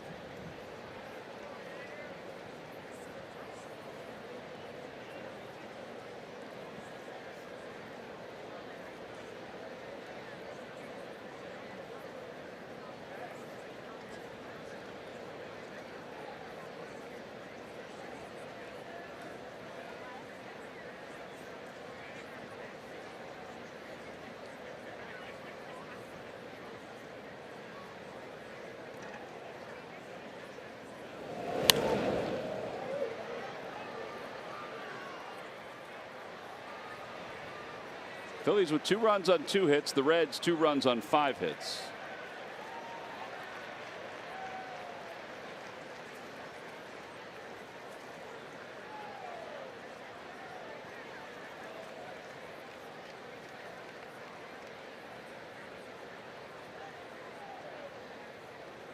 Knapp chokes up a little bit more. Kind of like Joey Votto does with 2 strikes.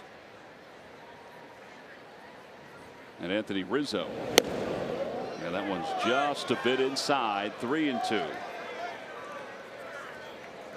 Boy, that looked awfully close. Andrew Knapp, his left foot creeping far closer and closer to home plate. Look here, pitch cast. Woo-wee. Oh yeah, right on the line. I thought it was going to be tighter than that, more inside. Alan Porter does position himself over that inside corner. Bronco leads off second. And another foul ball by Knapp. Did it bother you any which way, whether the umpire set up, and most do set up on the inside of the hitter?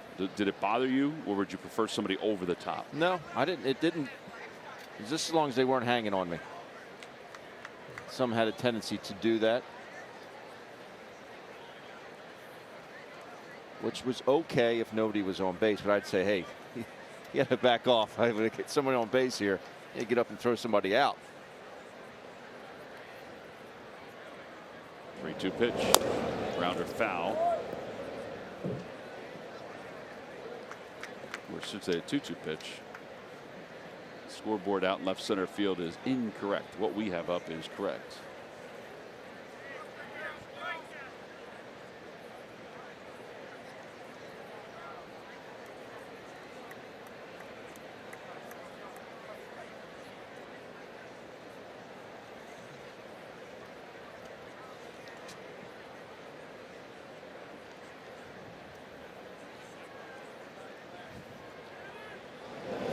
Another foul ball by Knapp. That one got off his foot. Oh, got his knee. This is an 8-pitch at bat.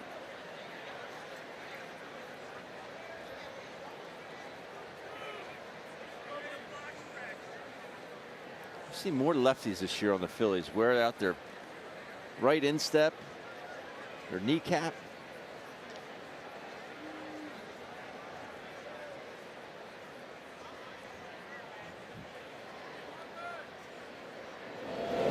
Hit sharply to second. Jeanette is up with it. Franco goes to third. And there are 2 outs with a runner at third here in the top of the 5th inning in a 2-2 game. I think the infield would have been in. Yes. If Franco had gone to third. That may have gotten past Scooter Jeanette. Yes. So that's why the bunt is so important in that spot.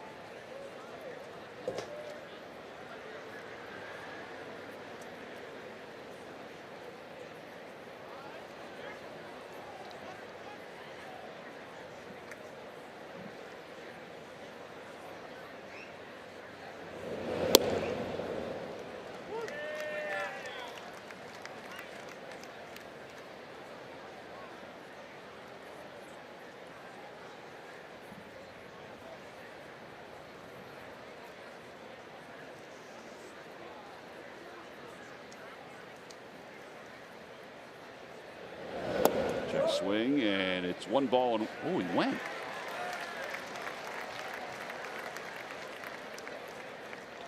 Let's take a peek at it. Cesar does not like it. Like he did go. You tell yourself, all right, big one left. 0-2. Choke and poke.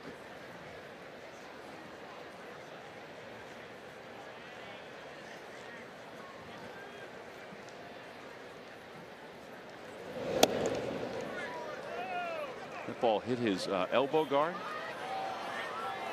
Barnhart saying no. Bat is tossed aside. Riggleman is going to come up because they're going to look at it.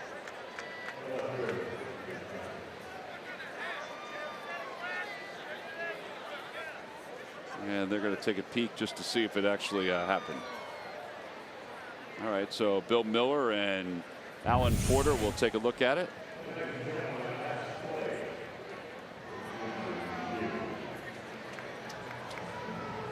I don't think it hit him.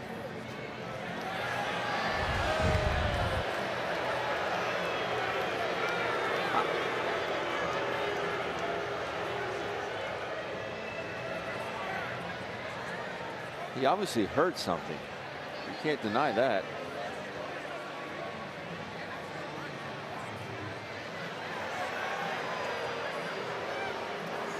You can see Allen saying, I heard something. And so he has. Can they ask him, did you hear something? No, right? It's just completely them making the decision in New York. Well, they can ask him. They can ask, yeah. Did you hear? I don't think that, I mean, just looking at the replay, I don't think that that's going to change it at all. I think we're going to see him come back in.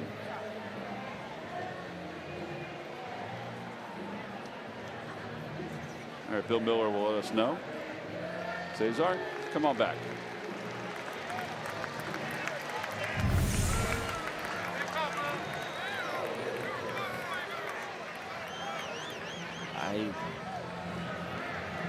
Yeah, that's odd.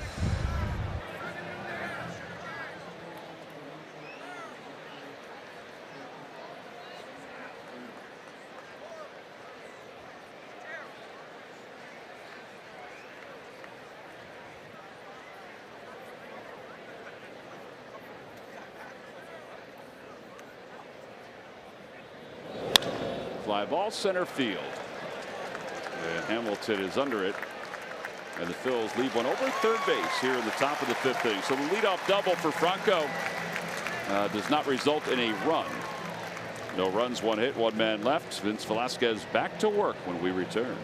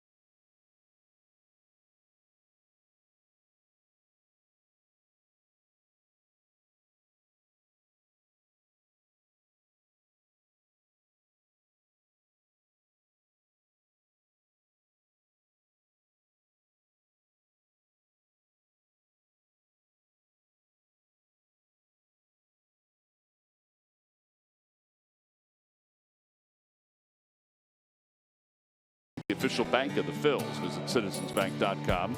Well, the Reading Fightins lost to Richmond yesterday, but today in game 1 of their doubleheader, Mitch Walding had 6 RBIs for the Lehigh Valley Iron Pigs.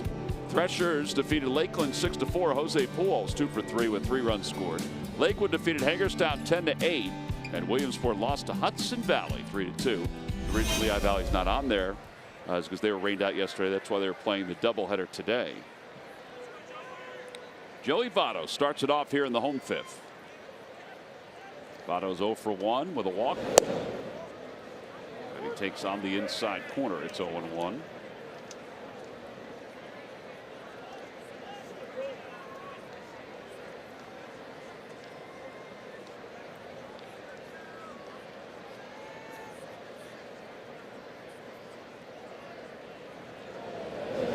Ground ball foul, and it's 0-2. I did watch the documentary on Ted Williams. Wasn't on it PBS. great? It was phenomenal. And you're right, Joey Votto was great. See the intensity in his eyes. Yes. Awesome. Just awesome. I didn't realize that he was that big of a fan of Ted Williams. I didn't realize he carried around the book, you know, and wasn't it neat though that he said he still looks at it? Yes.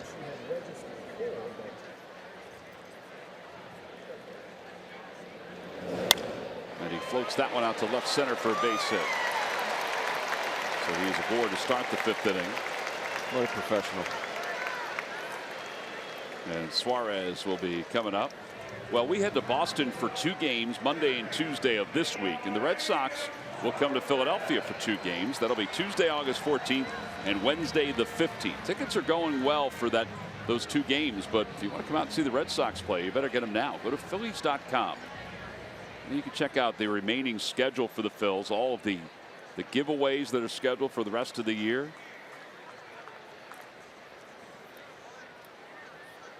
Suarez 0 for 2. He's flied out and grounded out. That one's off the first base side. Definitely is a lot going on at CBP over the next couple months. Yeah. A lot. It's going to be a fun couple months, T-Mac. Gabe was talking about the crowds the other day when we were in his office. And he said, because I had told him we were at the Eagles-Vikings game this past football season in the playoffs. And obviously it was unbelievably loud. I mean, the crowd was just fantastic. And I told him, I said, you know, our ballpark when the Phillies were in their heyday was pretty loud. I mean, it was, you could feel it, you know, rocking. And I said, you're going to, if you have success, you're going to see and feel that same thing. And the last homestand, you know, with the series against the Dodgers, with Chase Utley being there were obviously more tickets being sold. The Yankee series, even the National series with the 2 fireworks shows. You know, he acknowledged that he could feel it. Yeah. And he's excited to see what it's going to be like moving forward. Well, we saw it for so many years, and it was night after night, and it's cool to see the players kind of gravitate towards that. Sure. We heard the comments that Rhys Hoskins made, and yeah, Rhys said that after he hit it, the home run the one night, he said it was deafening. And he said, I want that every night.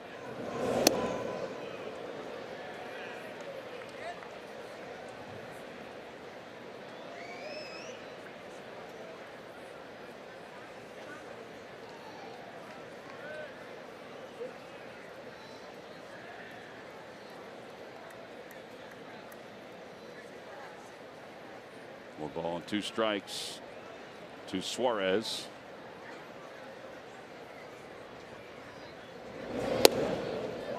Just a bit high. 2-2.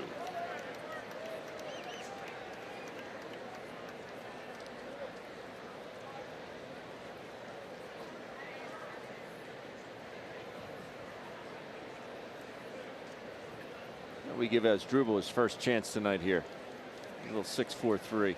He and Cesar were busy working on it before the ball game just to kind of get timing down.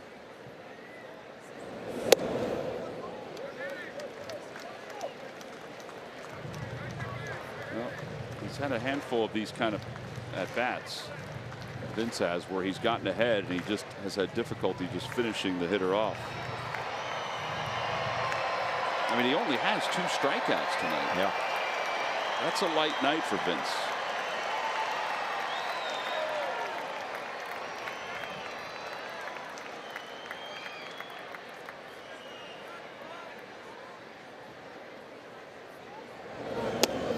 And ball 4. They try to slider.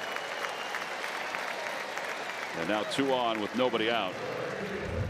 Well, what we're talking about the ballpark, remember Game 4 National League Championship Series, Rollins against Broxton. Look how crazy the place looks. And it was loud. Shoot scoring. Place was rocking. See how the camera was bouncing? My goodness. Yeah, that was neat. Rick Kranitz is on the phone. They're going to get somebody up in the bullpen. It's not what they want to do here in the 5th inning.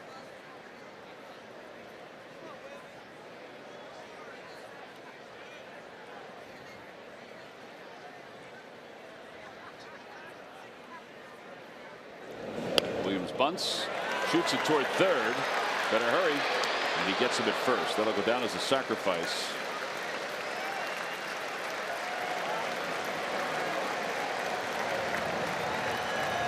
Say what you want. You're bunting your 5-hole hitter. I love that play. I do. You have a guy coming up in Barnhart who already has a double in this ball game. He might end up walking Tucker Barnhart.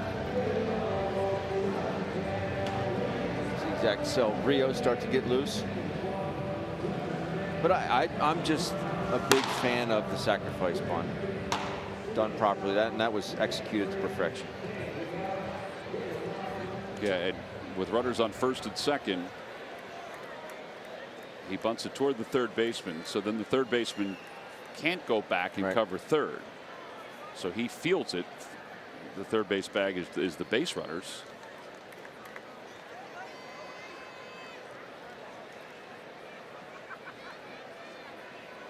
Infield is in. Runners on 2nd and 3rd. Barnhart grounded out to 2nd his last time up. He takes a slider just a bit high. That's where that pitch has been on a number of occasions in tonight's game. And what does that do to the defense? Well, puts pressure on the defense. In fact, they have to now come in.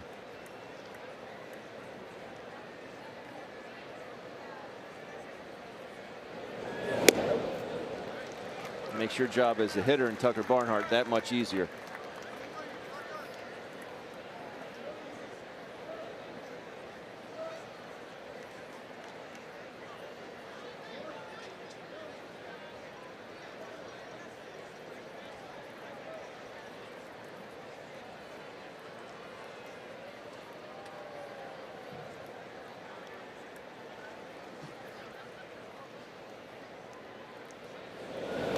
Dirt, 3-0.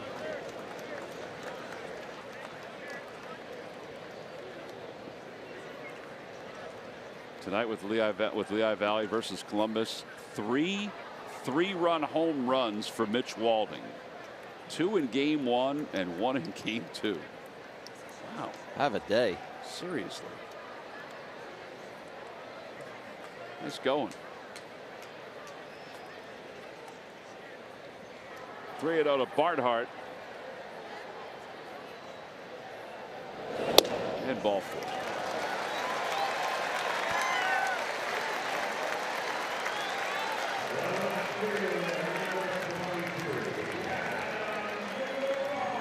That's 5 walks for Velasquez. Rick Kranitz is going to spend another visit out on the mound. The 5 walks for Vince. That is a season high.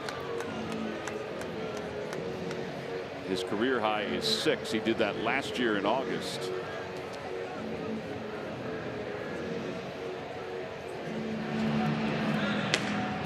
Wandy Peralta is warming up in the bullpen for the Reds. Harvey's in the on-deck circle.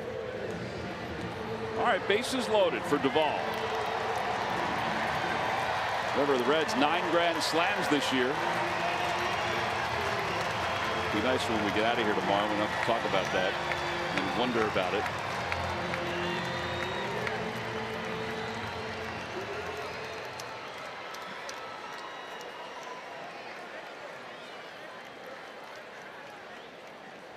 That is a worn-in glove right there.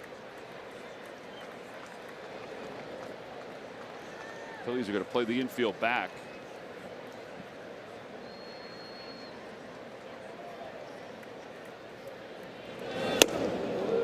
Howard, a 95-mile-an-hour fastball past him. It's 0-1.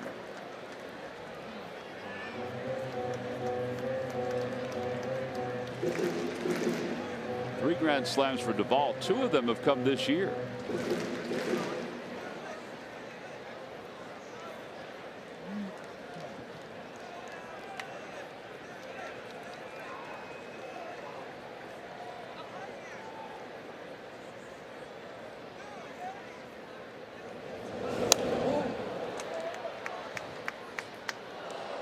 All right, now you go after him. 0-2.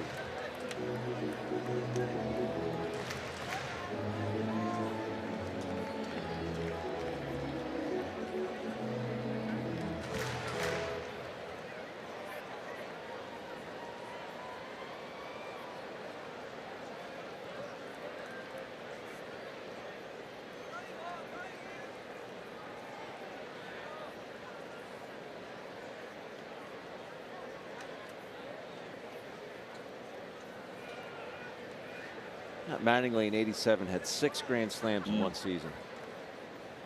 And Travis Hafner in 2006 matched it with 6. Travis Hafner. That guy could hit some home runs. Large human.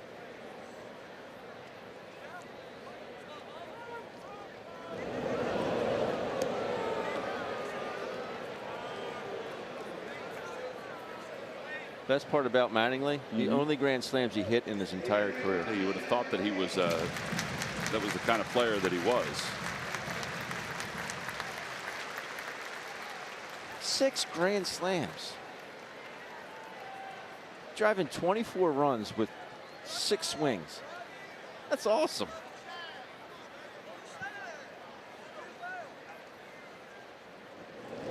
Swing and a miss. 96 to Duvall. Now there are 2 outs. Oh, he picked a really good time to get his 3rd strikeout. We're back. Here it is, Adam. If you can hit it, hit it. Ball's by him.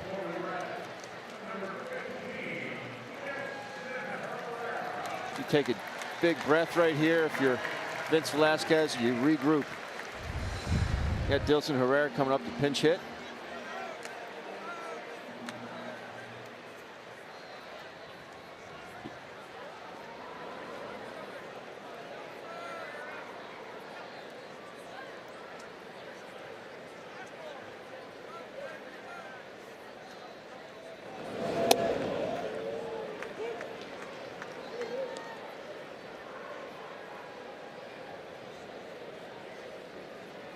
Matt Harvey out of the game. You like what you saw tonight, T-Mac? Just not for the long term. Not for the long term. I'm with you. Dilson Herrera, the pinch hitter. You got to be able to sustain that kind of velocity, I would think, anyway. 0-1 pitch to Herrera. In there, 0-2.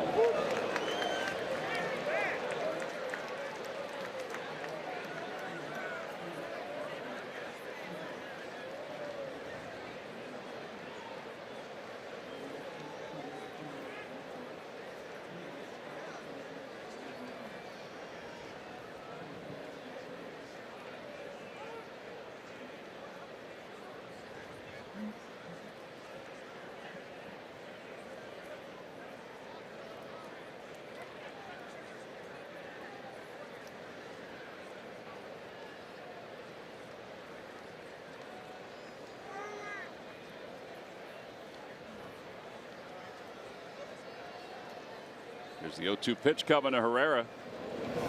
And it's 1-2.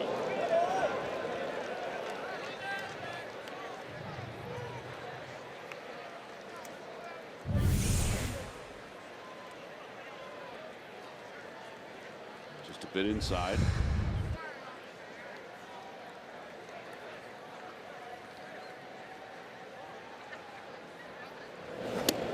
Another one inside. 2-2.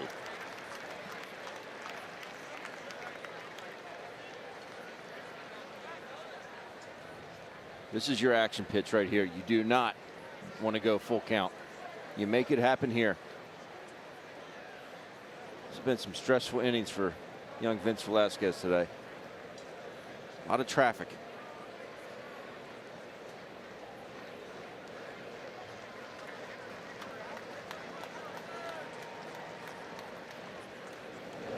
Swing and a miss. He got him too. He just threw one fastball after another and was able to mow down Duvall and Dilson Herrera to wrap up this 5th inning. 4 strikeouts for Velasquez. He leaves them loaded here at the bottom of the 5th inning. We'll go to the 6th. Still tied up.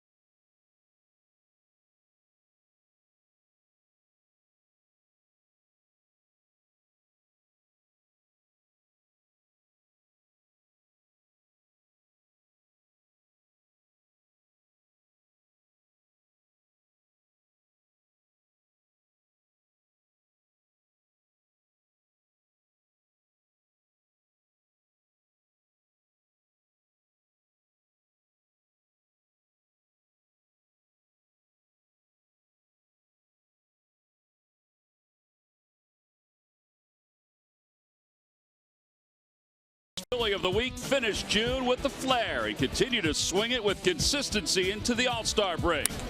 Michael has connected for power and production to start the 2nd half and has delivered an average in the mid-300s for the month of July.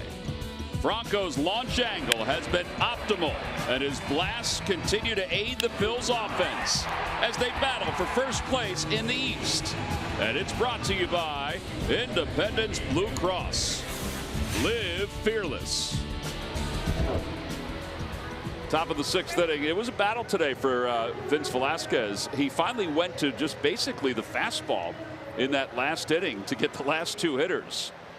And he was able to get 2 strikeouts. He only had 4 in tonight's ball game. Vince said, if I'm going to get beat, I'm going to get beat with my best pitch. My best pitch is my fastball. So Matt Harvey is out. We're assuming Velasquez will be done. And Rhys Hoskins will face Wandy Peralta as we go to the top of the 6th inning.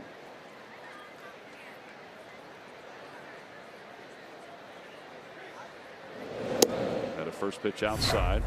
Our Toyota turning point was Rhys Hoskins with the Phillies down 1-0. It's a fastball down and in. Turns on it. Pitch wasn't supposed to be there, but 419 feet later, it lands. That was your Toyota turning point. For Harvey, 5 innings, 2 hits, 2 runs, 2 walks, 5 strikeouts. Peralta in his 38th game.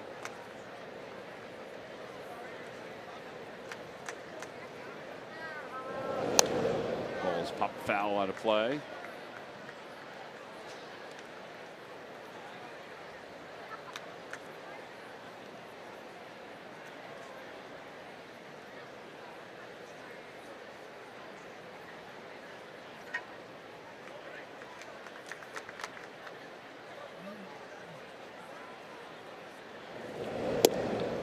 Two and 2.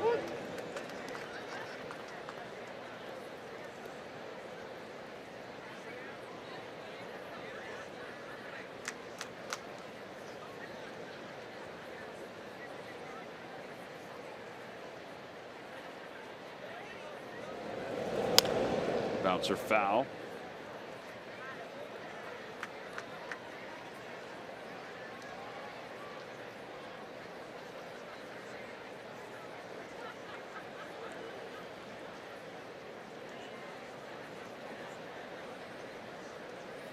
2 balls, 2 strikes. Hoskins, with his 70 RBIs now, continues to move up the ranks in the National League. Suarez leads the way, and I think that's remarkable with 79, considering he missed 16 games. 2-2 pitch. Popped up around the mound. And now off to the right side a little bit. Scooter Gennett will make the catch. Hoskins is now 5th in the National League, 2 behind Aguilar. And with 1 out, here's Odubel.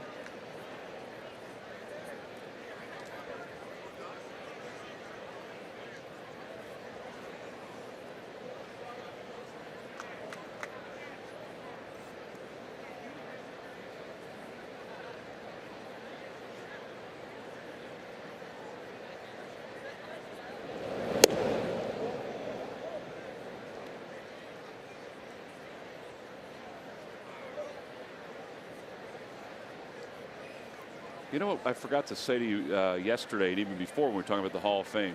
I watched Trevor Hoffman's interview with Bob Costas as he prepares for the Hall of Fame. And I didn't know that it was an arm injury that led Trevor to start throwing the changeup. That he was more of a power pitcher before the changeup became his out pitch. Yeah.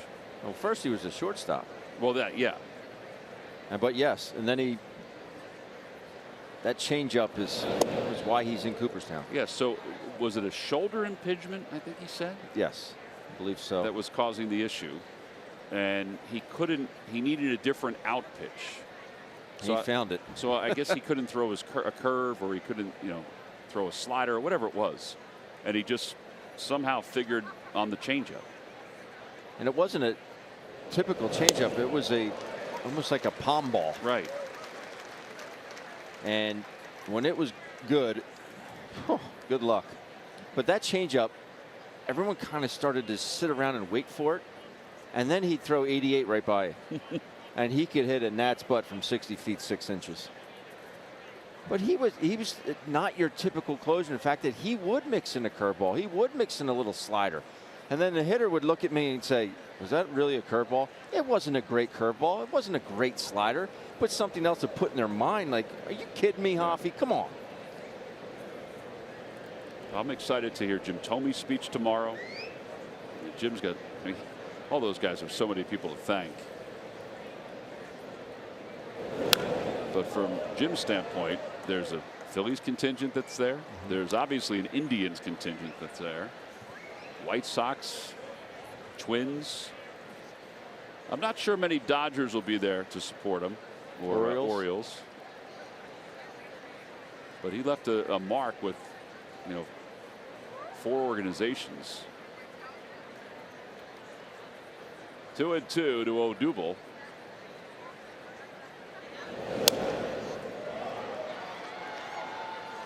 Odubel fouls another one off.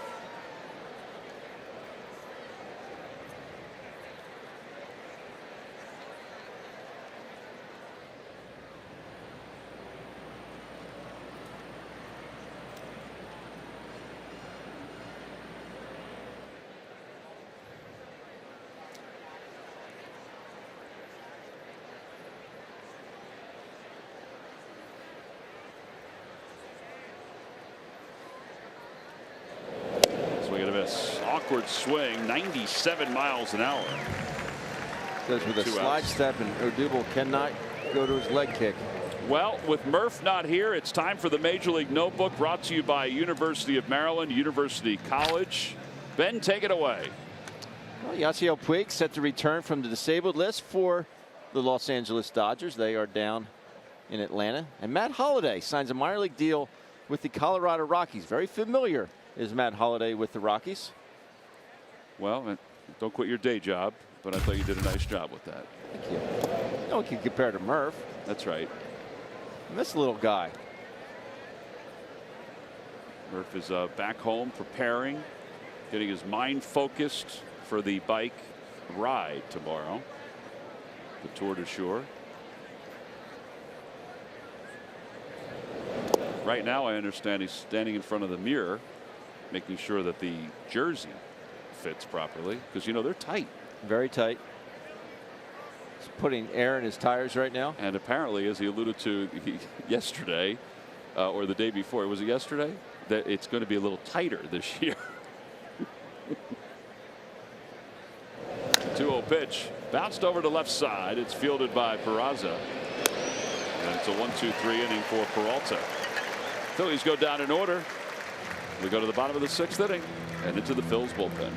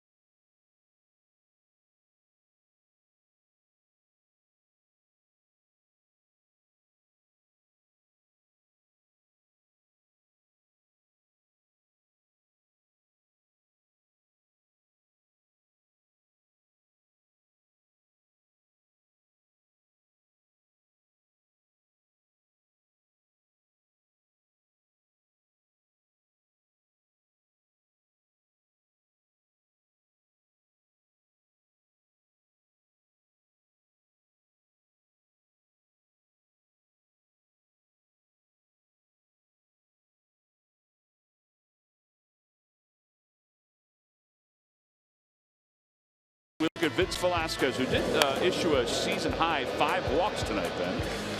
He did, but somehow able to keep these Phillies in check, just giving up the 2 runs. You know, 5 innings. He really earned himself. That was a tough, very stressful innings. Able to reach back in that last one just to throw it by Duvall and Herrera. You see his frustration, but tip your cap to him. He did not have his best stuff, and that's, again, another sign of maturation for Vince Velasquez. He was able to get out of big jams and didn't have his best stuff, but still managed to give his ball club his best opportunity to win in those 5 innings. Yeah, I agree with that. He left 9 base runners. All right, so here is Billy Hamilton as we begin the 6th inning against Tommy Hunter. And first pitch is in there for a strike. Phillies bullpen is in a little better shape tonight than it was last night. Gabe really did not want to burden too many guys. As it turned out, he only had to burden Jake Thompson. 0-2. And despite the walks, you know, Gabe said he was happy with what Thompson did because he was able to stay in there for the 2 innings.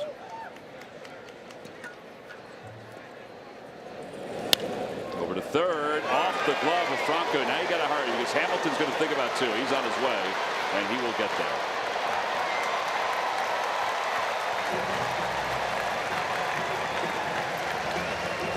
Now that's just unlucky for Tommy Hunter.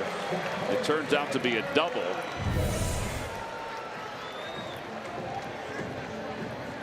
Takes it just by Michael. Michael knowing I got to get to it.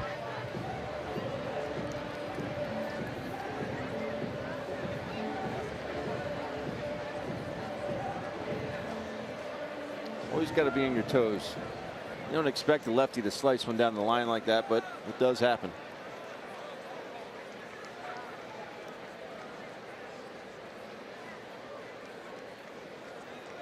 I don't think Peraza's bunting here, but who knows? I mean, he's one of their hotter hitters, but Jim Riggleman has bunted a couple times tonight. He does square, and he bunts it toward the right side. And the sacrifice successful as Tommy Hunter fires it to first. Well, lots of times you as a reliever come into a ball game and you just flat out need a strikeout. This is one of those times. Okay, we saw Vince get it.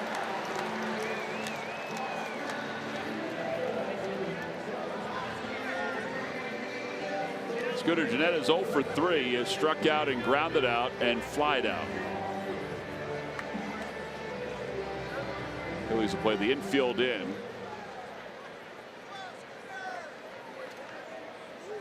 So earlier in the ball game, the Reds did go on contact and had a man nailed at the plate.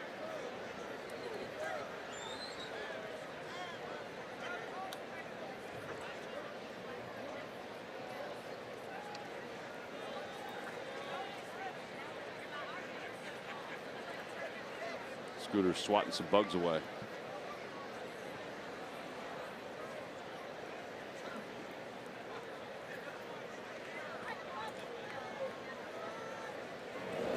Oh man, Scooter Gennett is nailed in the leg.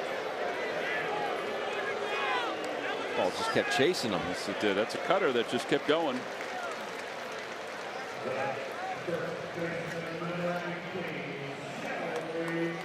Phillies baseball is brought to you by your local Ford store. Check out every new Ford car, truck, and SUV crossover at buyfordnow.com today. And by Geico. 15 minutes could save you 15% or more on car insurance. Hello, Ben Davis. I'm Tom McCarthy.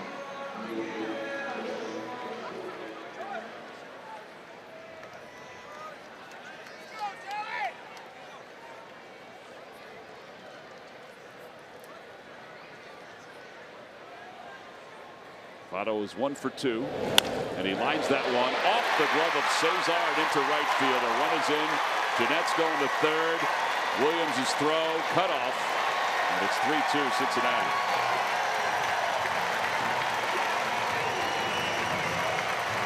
Shame Cesar can't corral this one because the ball was hit so hard. It would have been a tough 4-6-3 double play, but Votto doesn't run very well. They would have been able to complete that double play. See Cesar here ranging to his left. Just not able to get it on that short hop.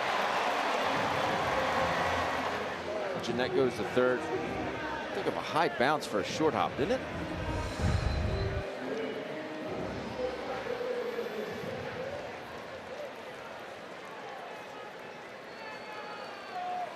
Suarez is 0 for 2. He's flied to center. He's grounded out and walked.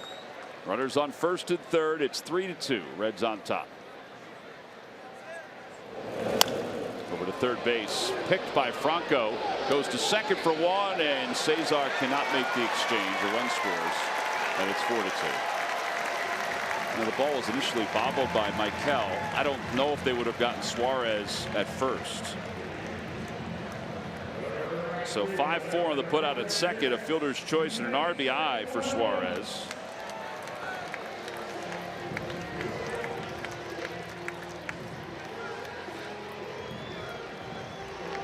And Votto hesitates here at third base. He got caught in limbo.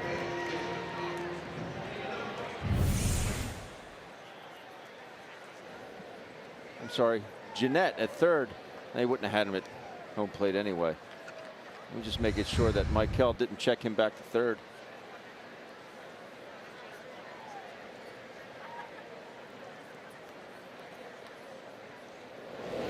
So 2 runs are in here in the bottom of the 6th inning.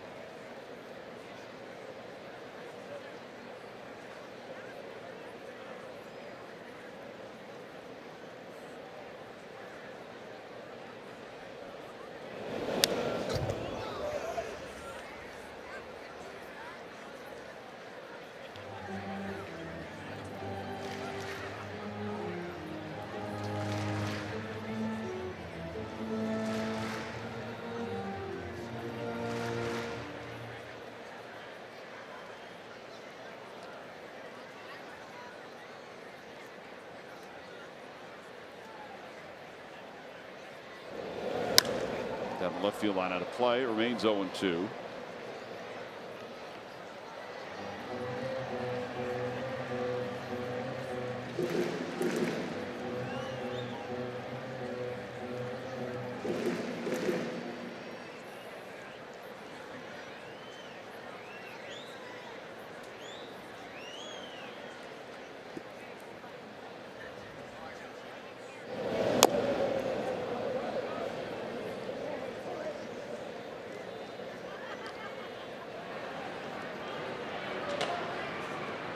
Sal Romano warming up in the bullpen.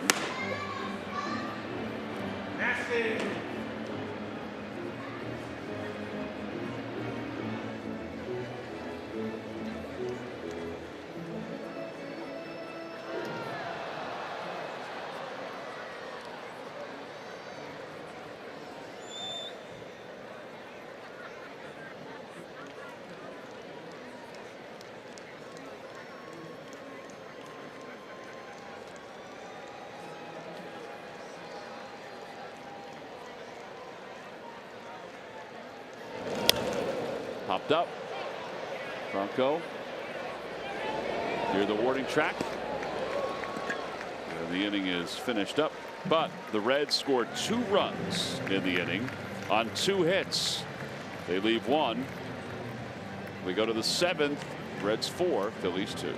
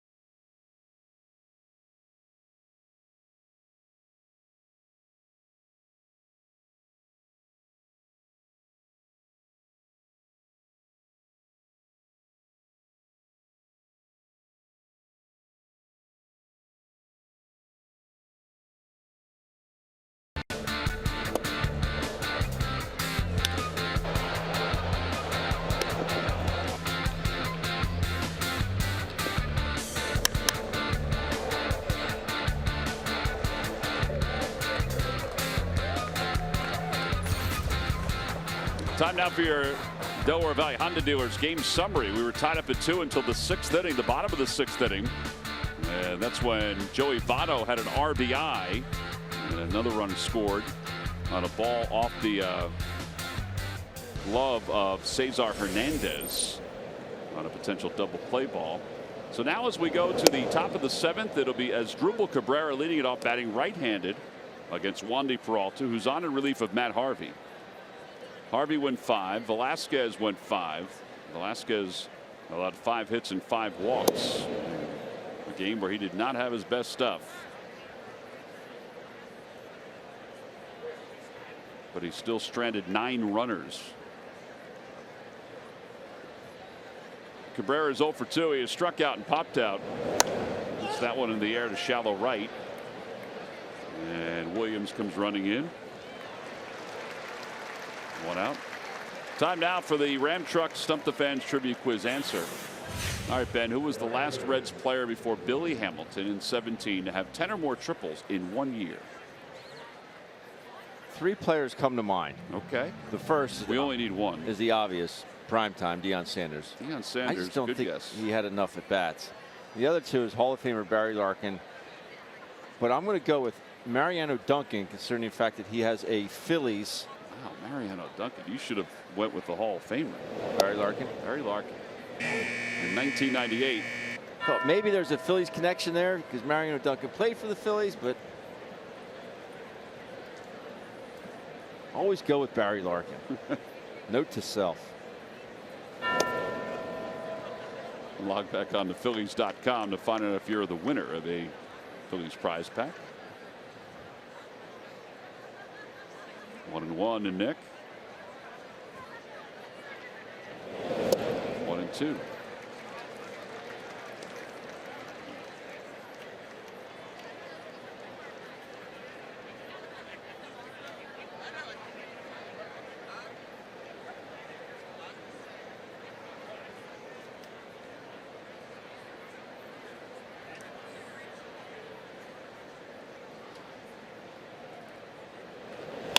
Off the hands, out to center, and that'll be in for a hit for Nick. So he's aboard with one out.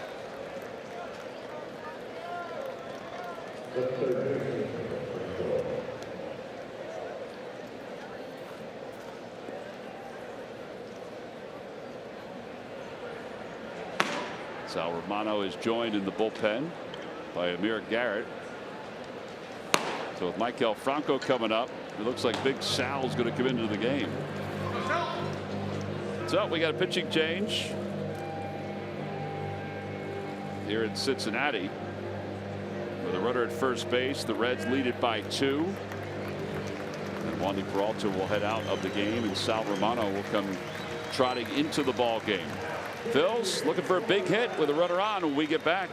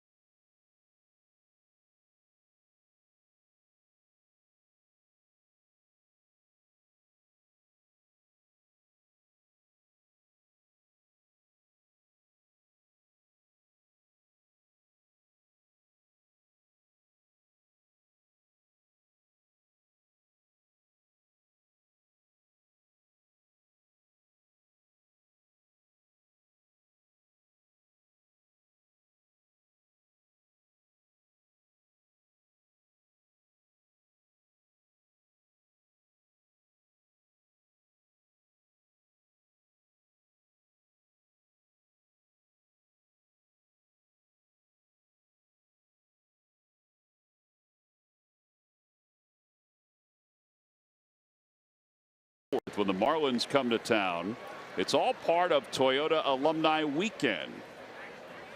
Go to Phillies.com to purchase your tickets. That's when Pat Gillick and the late Roy Halladay will be placed on the Phillies Wall of Fame. And don't forget, arrive early to see the 2008 World Champions Home Run Derby, the Wiffle Ball Challenge. All right, Michael is on to face Sal Romano with a runner at first. This time is called.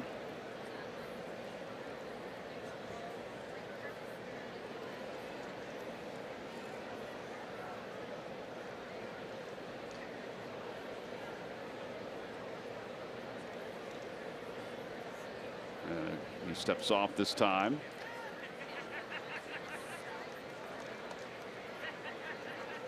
.07 ERA for Sal. 79 strikeouts in 110 innings. Former 23rd round pick in 2011. And a first pitch in there, a slider, and it's 0-1.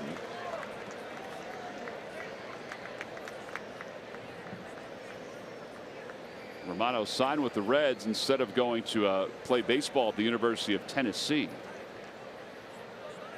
He was signed 2 days before the deadline.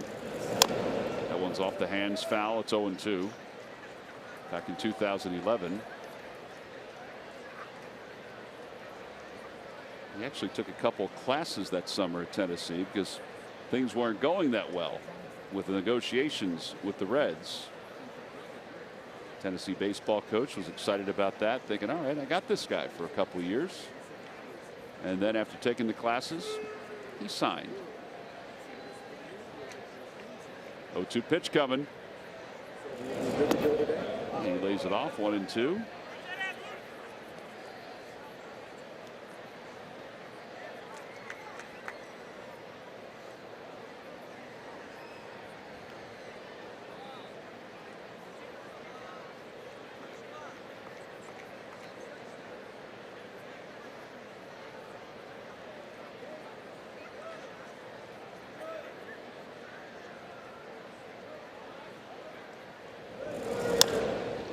third again, a foul ball past Dusty Wathan.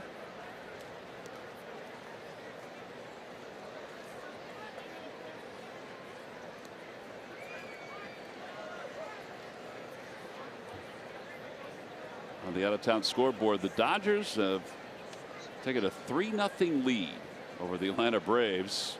Yasiel Puig, 2-run home run and a sac fly.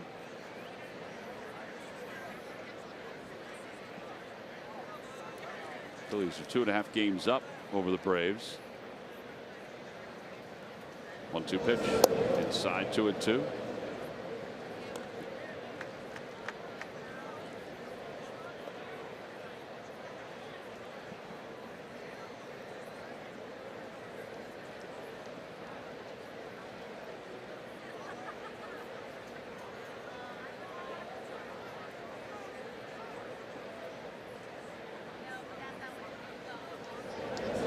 Broke his bat. Ground ball softly to third. Suarez quick release to second for one over at first.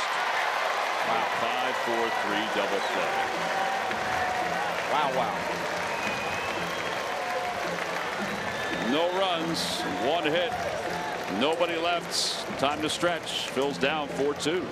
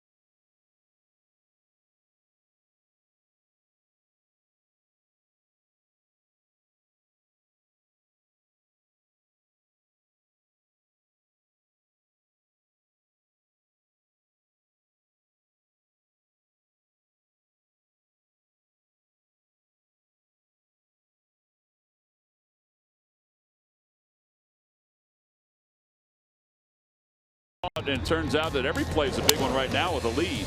The broken bat off Michael Franco. Suarez gets rid of it quickly. Jeanette gets rid of it quickly. That is a very, very good on a slowly hit ball around the horn double play. 5-4-3. That is your Hyundai defensive play of the game, brought to you by your local Hyundai dealer. Well, and you know, listen, the Phillies have played really well this whole year. They haven't played great defense. We know that. We've talked about it. Everybody has talked about it.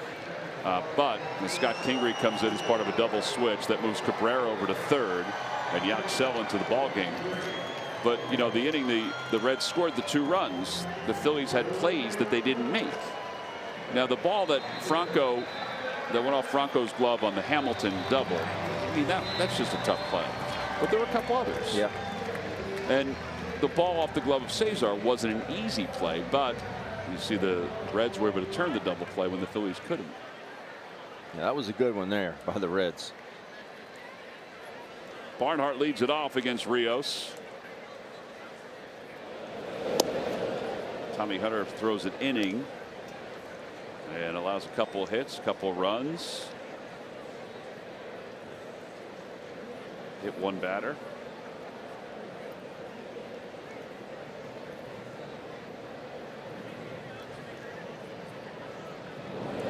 Outside 2-0.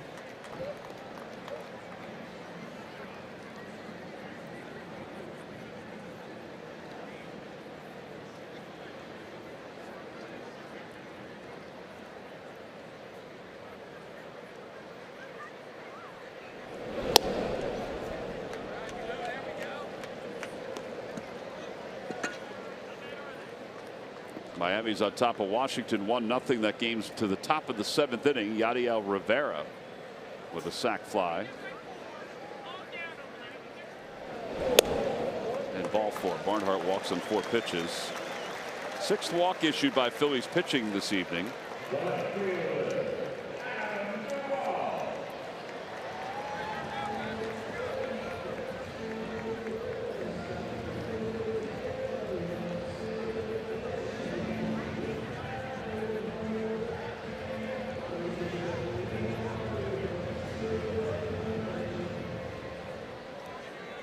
Adam Duvall is 1 for 2 with a walk and a run scored.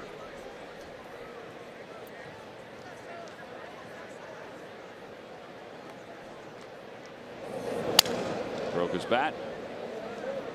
And it's no balls and 1 strike. Romano's out of the on deck circle.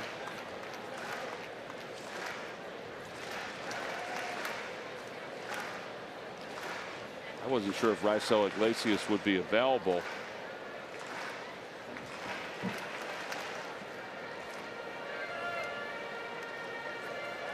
Every time a Phillies pitcher, and Yaxel has this in him, every time a Phillies pitcher records a pitch of 95 miles per hour or more, Comcast will make a contribution to Phillies charities. Phillies baseball is brought to you by Xfinity, the fastest internet in Philadelphia. He's thrown 5 pitches, and 4 of the 5 have been above 95. Well, the ball just helped him out. It's 0-2.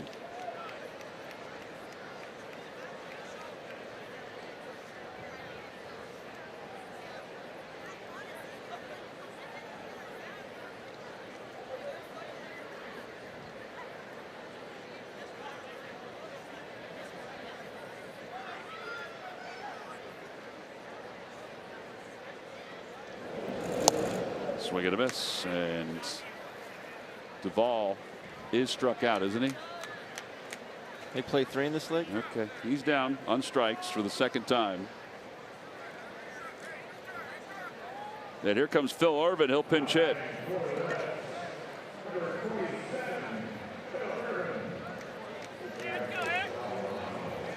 Irvin started game 1. Out right field.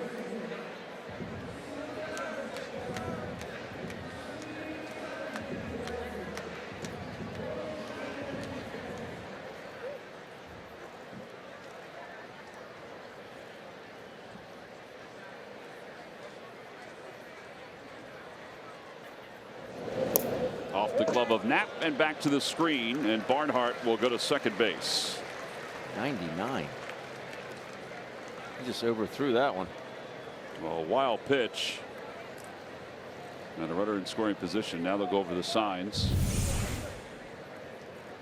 Just yanks it down and away. But still a pitch that Andrew Knapp should handle. Yeah.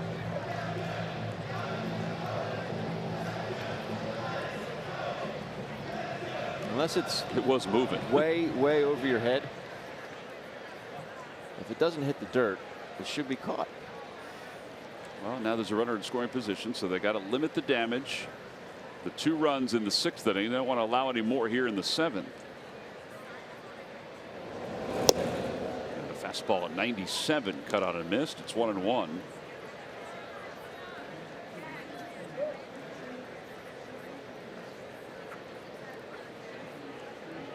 See the Toyota logo behind home plate reminds us that we are getting closer to Alumni Weekend. Brought to you by Toyota. Outside 2-1.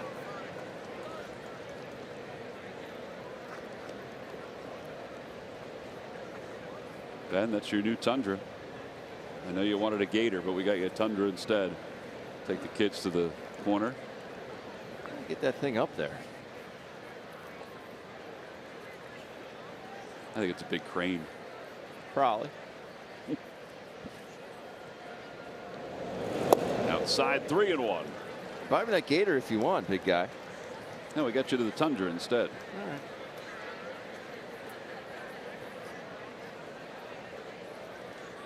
Billy Hamilton is on deck. He's had a productive night. Let's hope he's not productive here in this 7th inning. Check swing, foul ball, 3-2.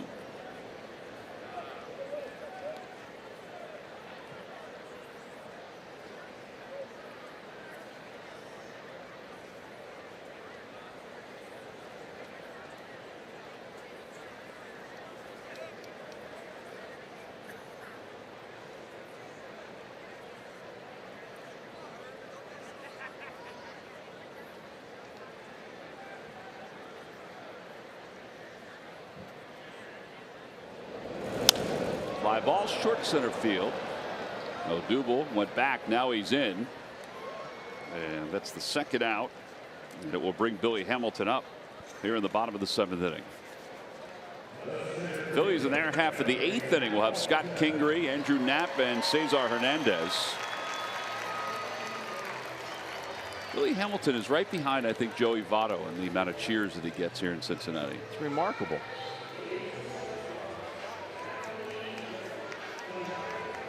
He scored the run in the 6th inning after doubling to start the inning off Franco's glove. And the Reds have scored the most runs of any team from the number 9 spot this year.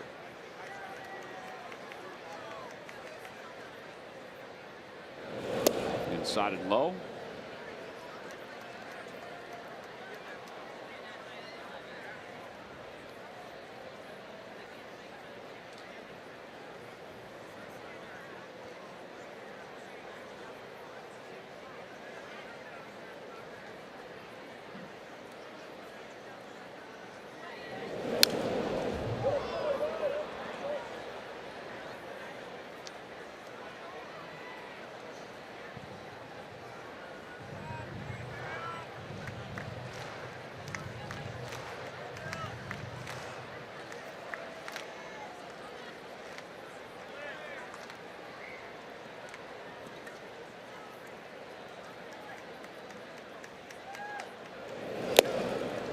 '98, 1-2. Talk about good carry through the strike zone.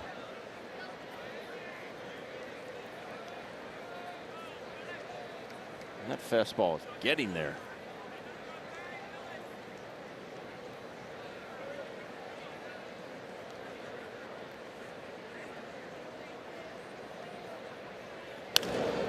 Out to left field, Rhys Hoskins is over toward the line, and he will pull it in for the last out here in the 7th. No runs, no hits, 1 man left. There was 1 walk. We head to the 8th. The Phils trail it by 2.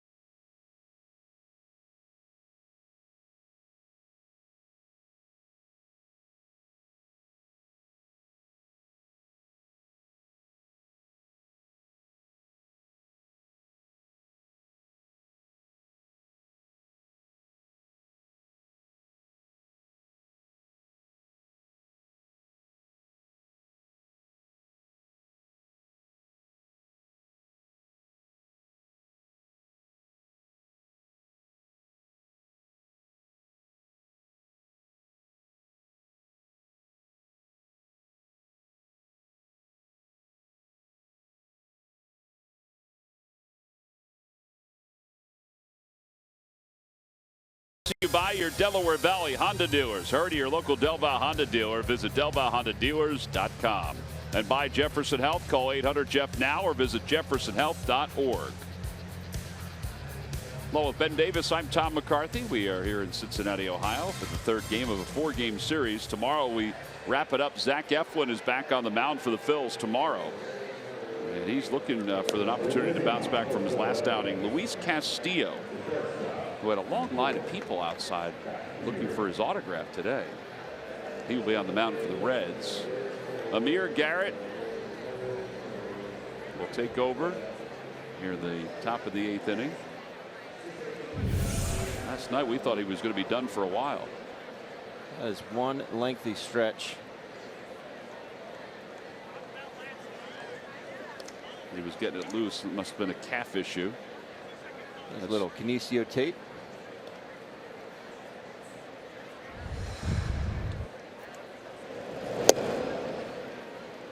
A strike to Scott Kingery.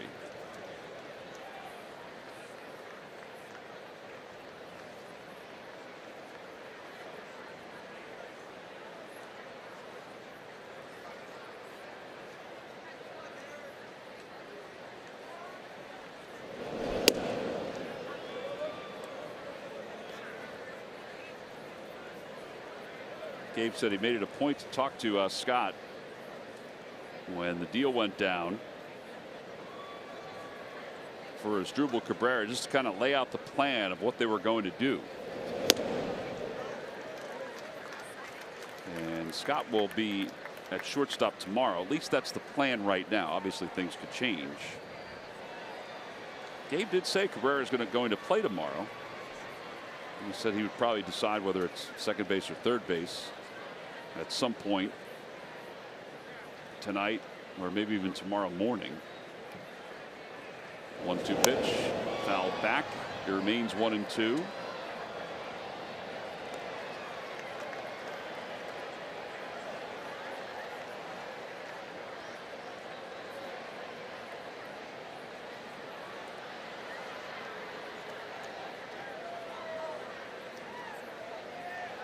Garrett will touch 96 with his fastball.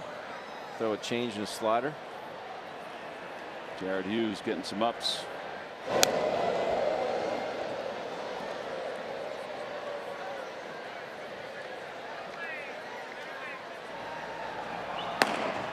Austin Davis starting to warm up. Jim Gott getting him ready.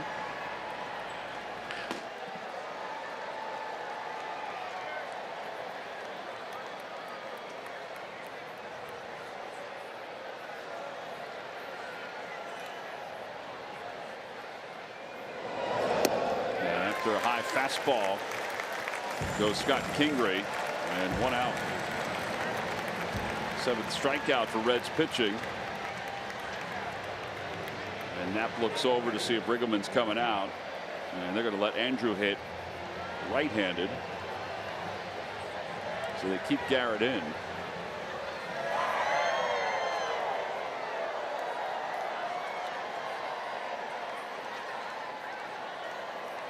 Phillies only runs tonight on a 2-run home run by Rhys Hoskins. That came back in the 4th inning.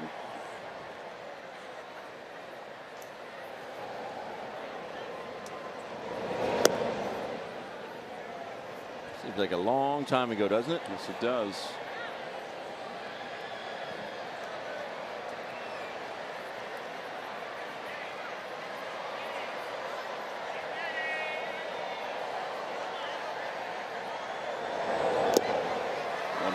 Strike, a foul tip.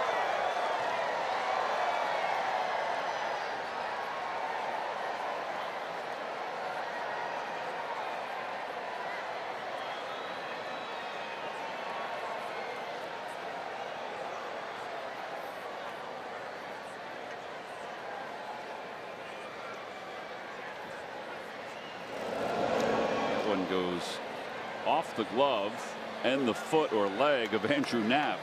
And he'll take first base. So that means the tying run is coming to the plate in Cesar Hernandez.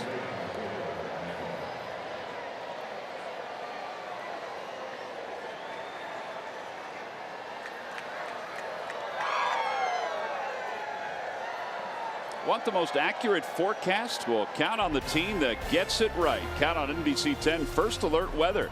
Steve, Crystal, Glenn, Tammy, Bill, and Brittany. Rated most accurate for your neighborhood for the 3rd year in a row. Well, for the 2nd time tonight, the Reds have asked the umpires to review a potential hit by pitch. The last time they did it, that was with Cesar up. The review showed that he wasn't hit.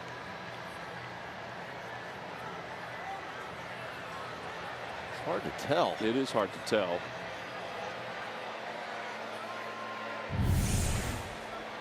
This might be a better angle.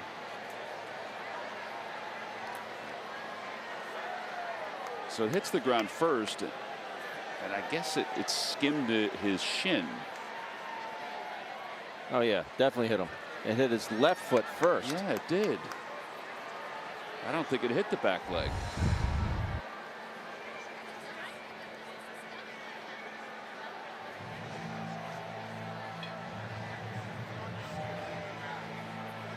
Here's the call. Bill Miller points to first. And now Cesar's coming up. So the call stands.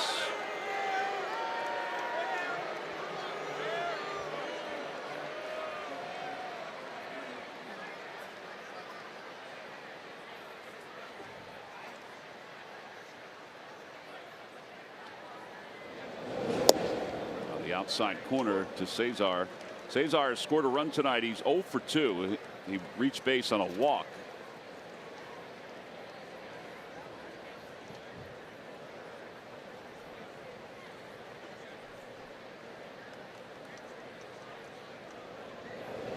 He bunts toward third. That's a beauty of a bunt. Garrett will have no play at first. Wow. What a weapon to possess. That is exactly what Gabe was talking about yesterday about Cesar. And I thought he was talking about from the left side of the plate.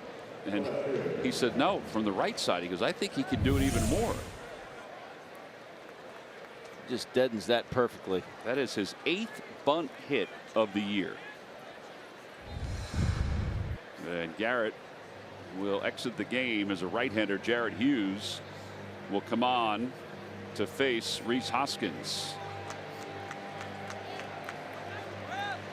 So Hughes sprints in from the right field corner. Very excited to pitch tonight, Tom. Sure is. That's how Ben Davis used to do it when he came in to relieve.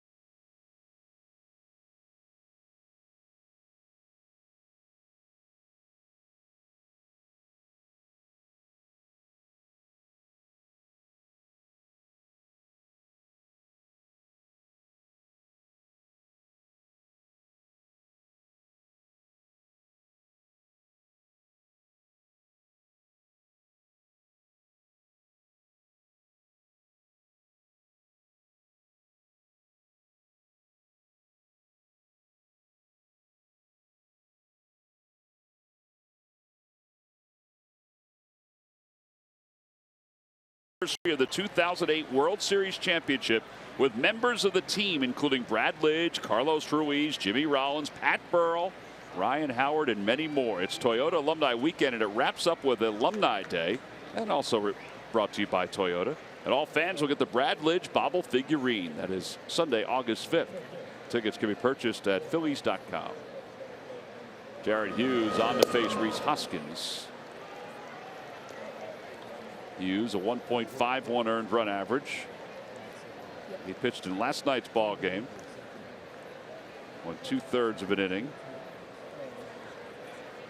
Did not allow a run.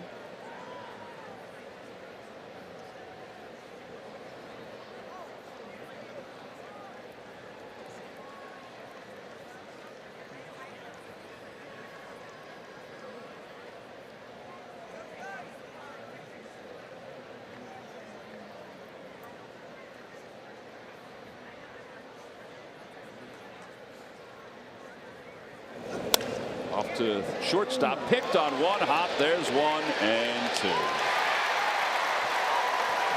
Double plays the last 2 innings for the Cincinnati Reds. Wow. 5-4-3 in the 7th, 6-4-3 here in the 8th. We'll go to the bottom of the 8th. Reds still up 2.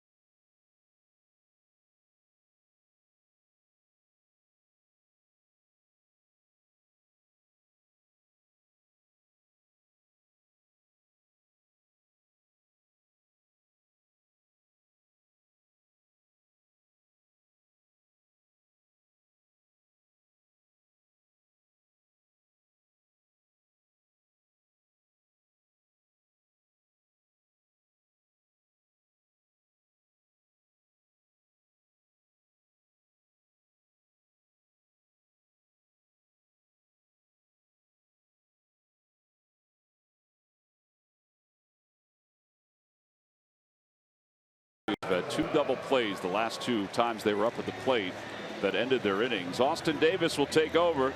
Davis in 14 games, a 2.60 ERA. He has been excellent for the Phillies. And he's got a tough spot in this lineup to come in and face. It's the top of the order.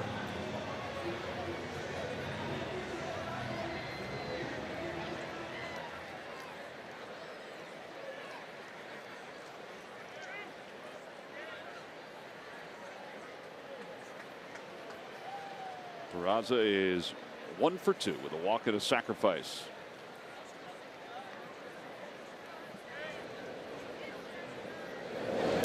And a breaking ball drops in for strike 1.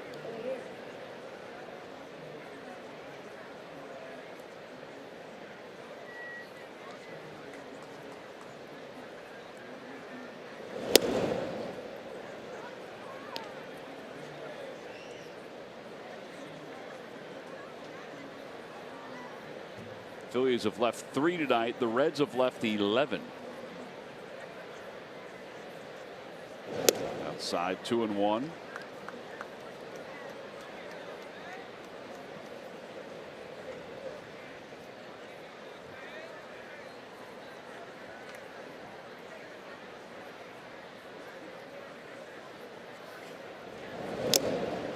Foul tip, and it's 2-2.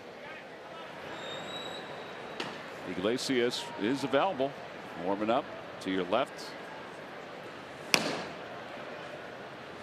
Guess he'll come in if the game remains a same situation.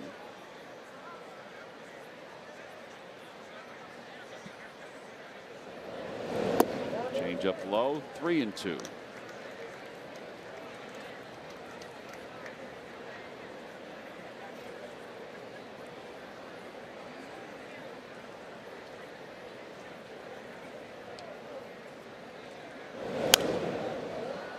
Quick pitch right there. Yeah, he uses that from time to time. Yeah. I think he uses it pretty effectively when there's nobody on base.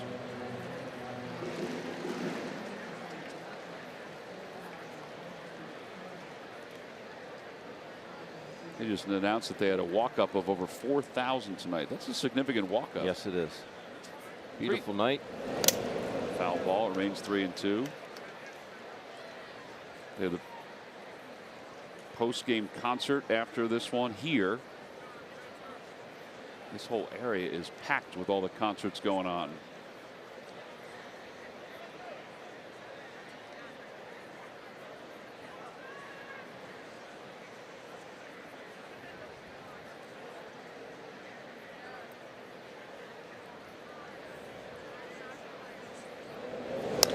Fly ball left field. That's well hit. Hoskins going back toward the wall. He jumps. It's off his glove. It stays in the yard. And Peraza will be at second base with his second double of the night. Ball has good carry. I think Reese just jumps too soon. Yeah, the old adage, get back to the spot and then leave the ground. That's 20 doubles now for Peraza. He starts to jump right there. Ball not there yet.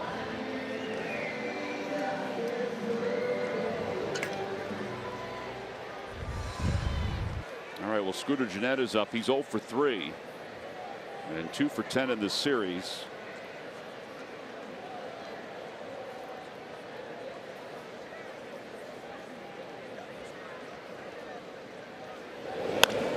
Out to right center field. Williams won't get it. It's going to go to the wall. An extra run will score. Gennett's going to get to second. Back-to-back doubles. And it's 5-2 Reds.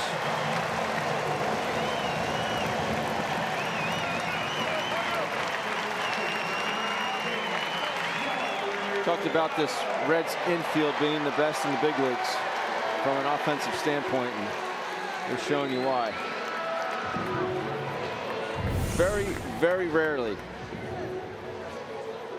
A hanging slider here from Austin Davis. Very rarely will you see all 4 of your infielders bat in the first 4 spots in the lineup. Usually there's maybe a center fielder leading off, yep, or a left fielder or a right fielder batting third.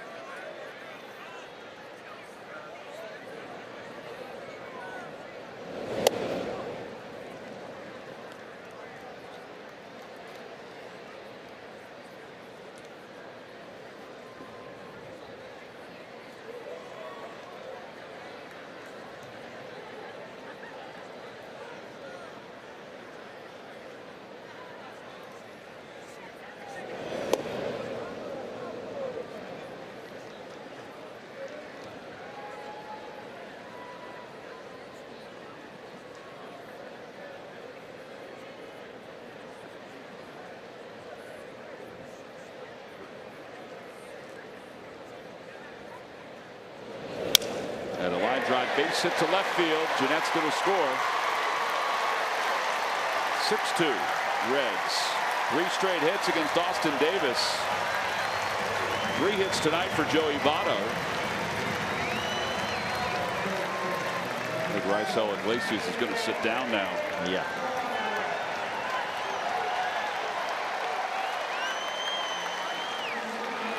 Suarez is coming up. His home run streak is on the line. He has homered in 5 consecutive games. 8 players have done it for Cincinnati. Jay Bruce did it in 2016, Mesoraco in 14. And it's 0-1. Think about all the Hall of Famers that have come out of this franchise. Well, look, there's some of them are on there. Pretty good company.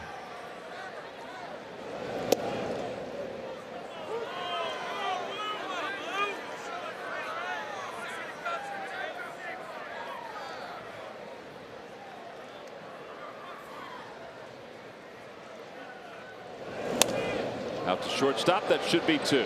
A sweeping toss to second. A 6-4-3 double play.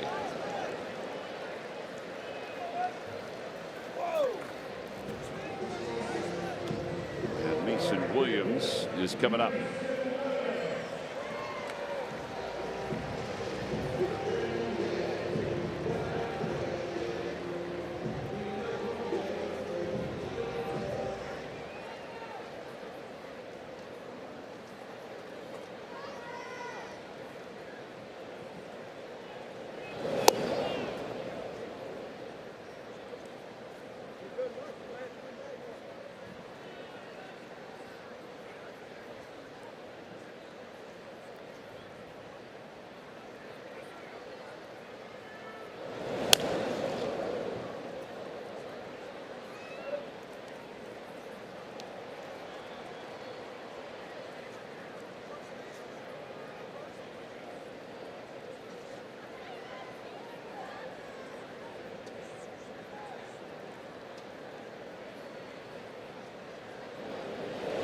Outside, 2-1.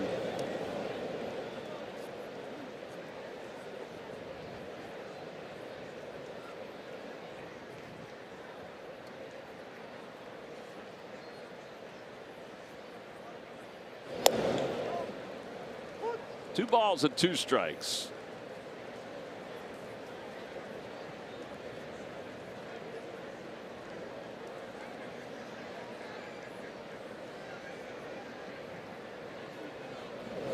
Outside and high, 3-2.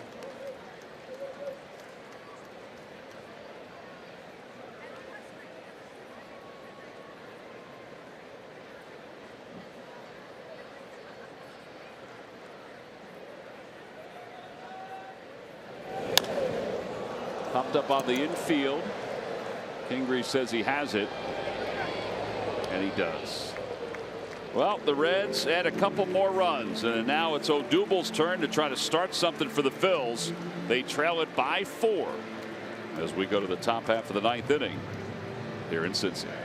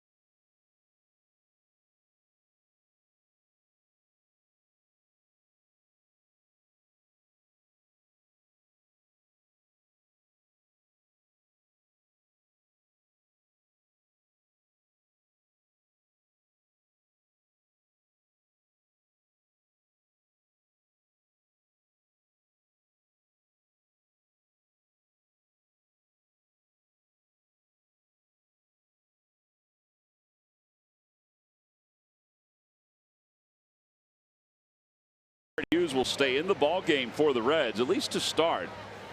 And he will face Odubel Herrera. Hughes got the double play.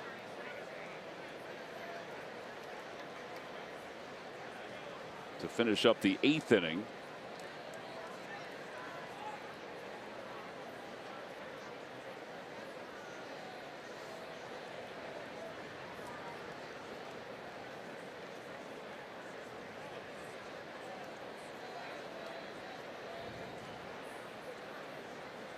Odubel's ready to go. Odubel tonight is 0 for 2. He has struck out twice and walks. And the first pitch is in there for a strike. It's 0-1. Braves-Dodgers game has gone to the top of the 8th inning. It's 3-1 Los Angeles. Marlins and the Nats have gone to the bottom of the 8th inning. It's still 1-0 Nationals.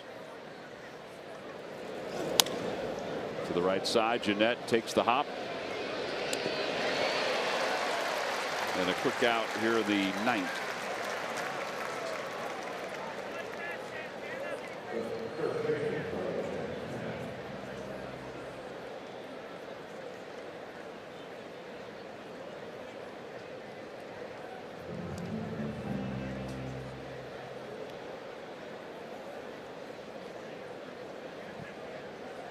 Santana is 0 for 3. He's popped out.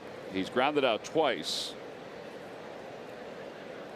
Well, other than Reese's 2-run home run, the Phils haven't really managed much. They only have 4 hits tonight. Carlos is 1 for 10 in the series. A couple walks.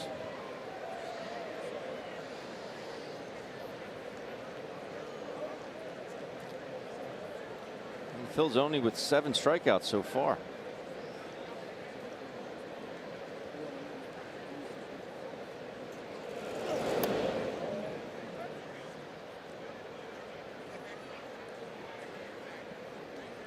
Tomorrow we're back on NBC Sports Philadelphia, 1 o'clock. The big Sunday show gets everything started at 12:30. Zach Eflin will start for the Phils. Well, it would be great to win this series, but that's obviously tough right now. Yeah. With 1 out in the 9th inning, down by 4. But the Phillies lose tonight, get the split tomorrow. Outside 3-1.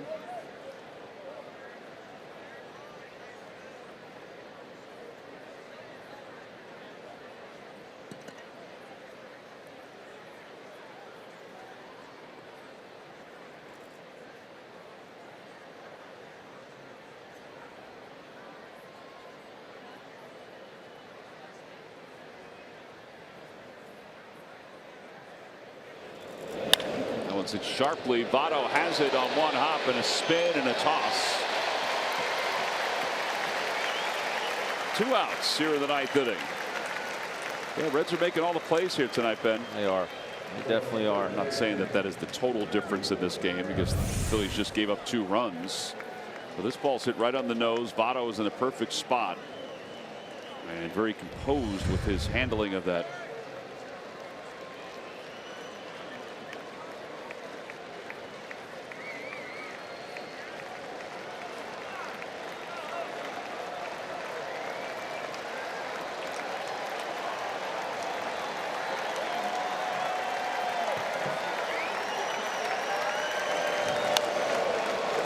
Cabrera lines one to right, and that's the ball game. The Phils go down in order in the 9th inning, and the Reds have won back-to-back games against the Phillies. They win tonight 6-2.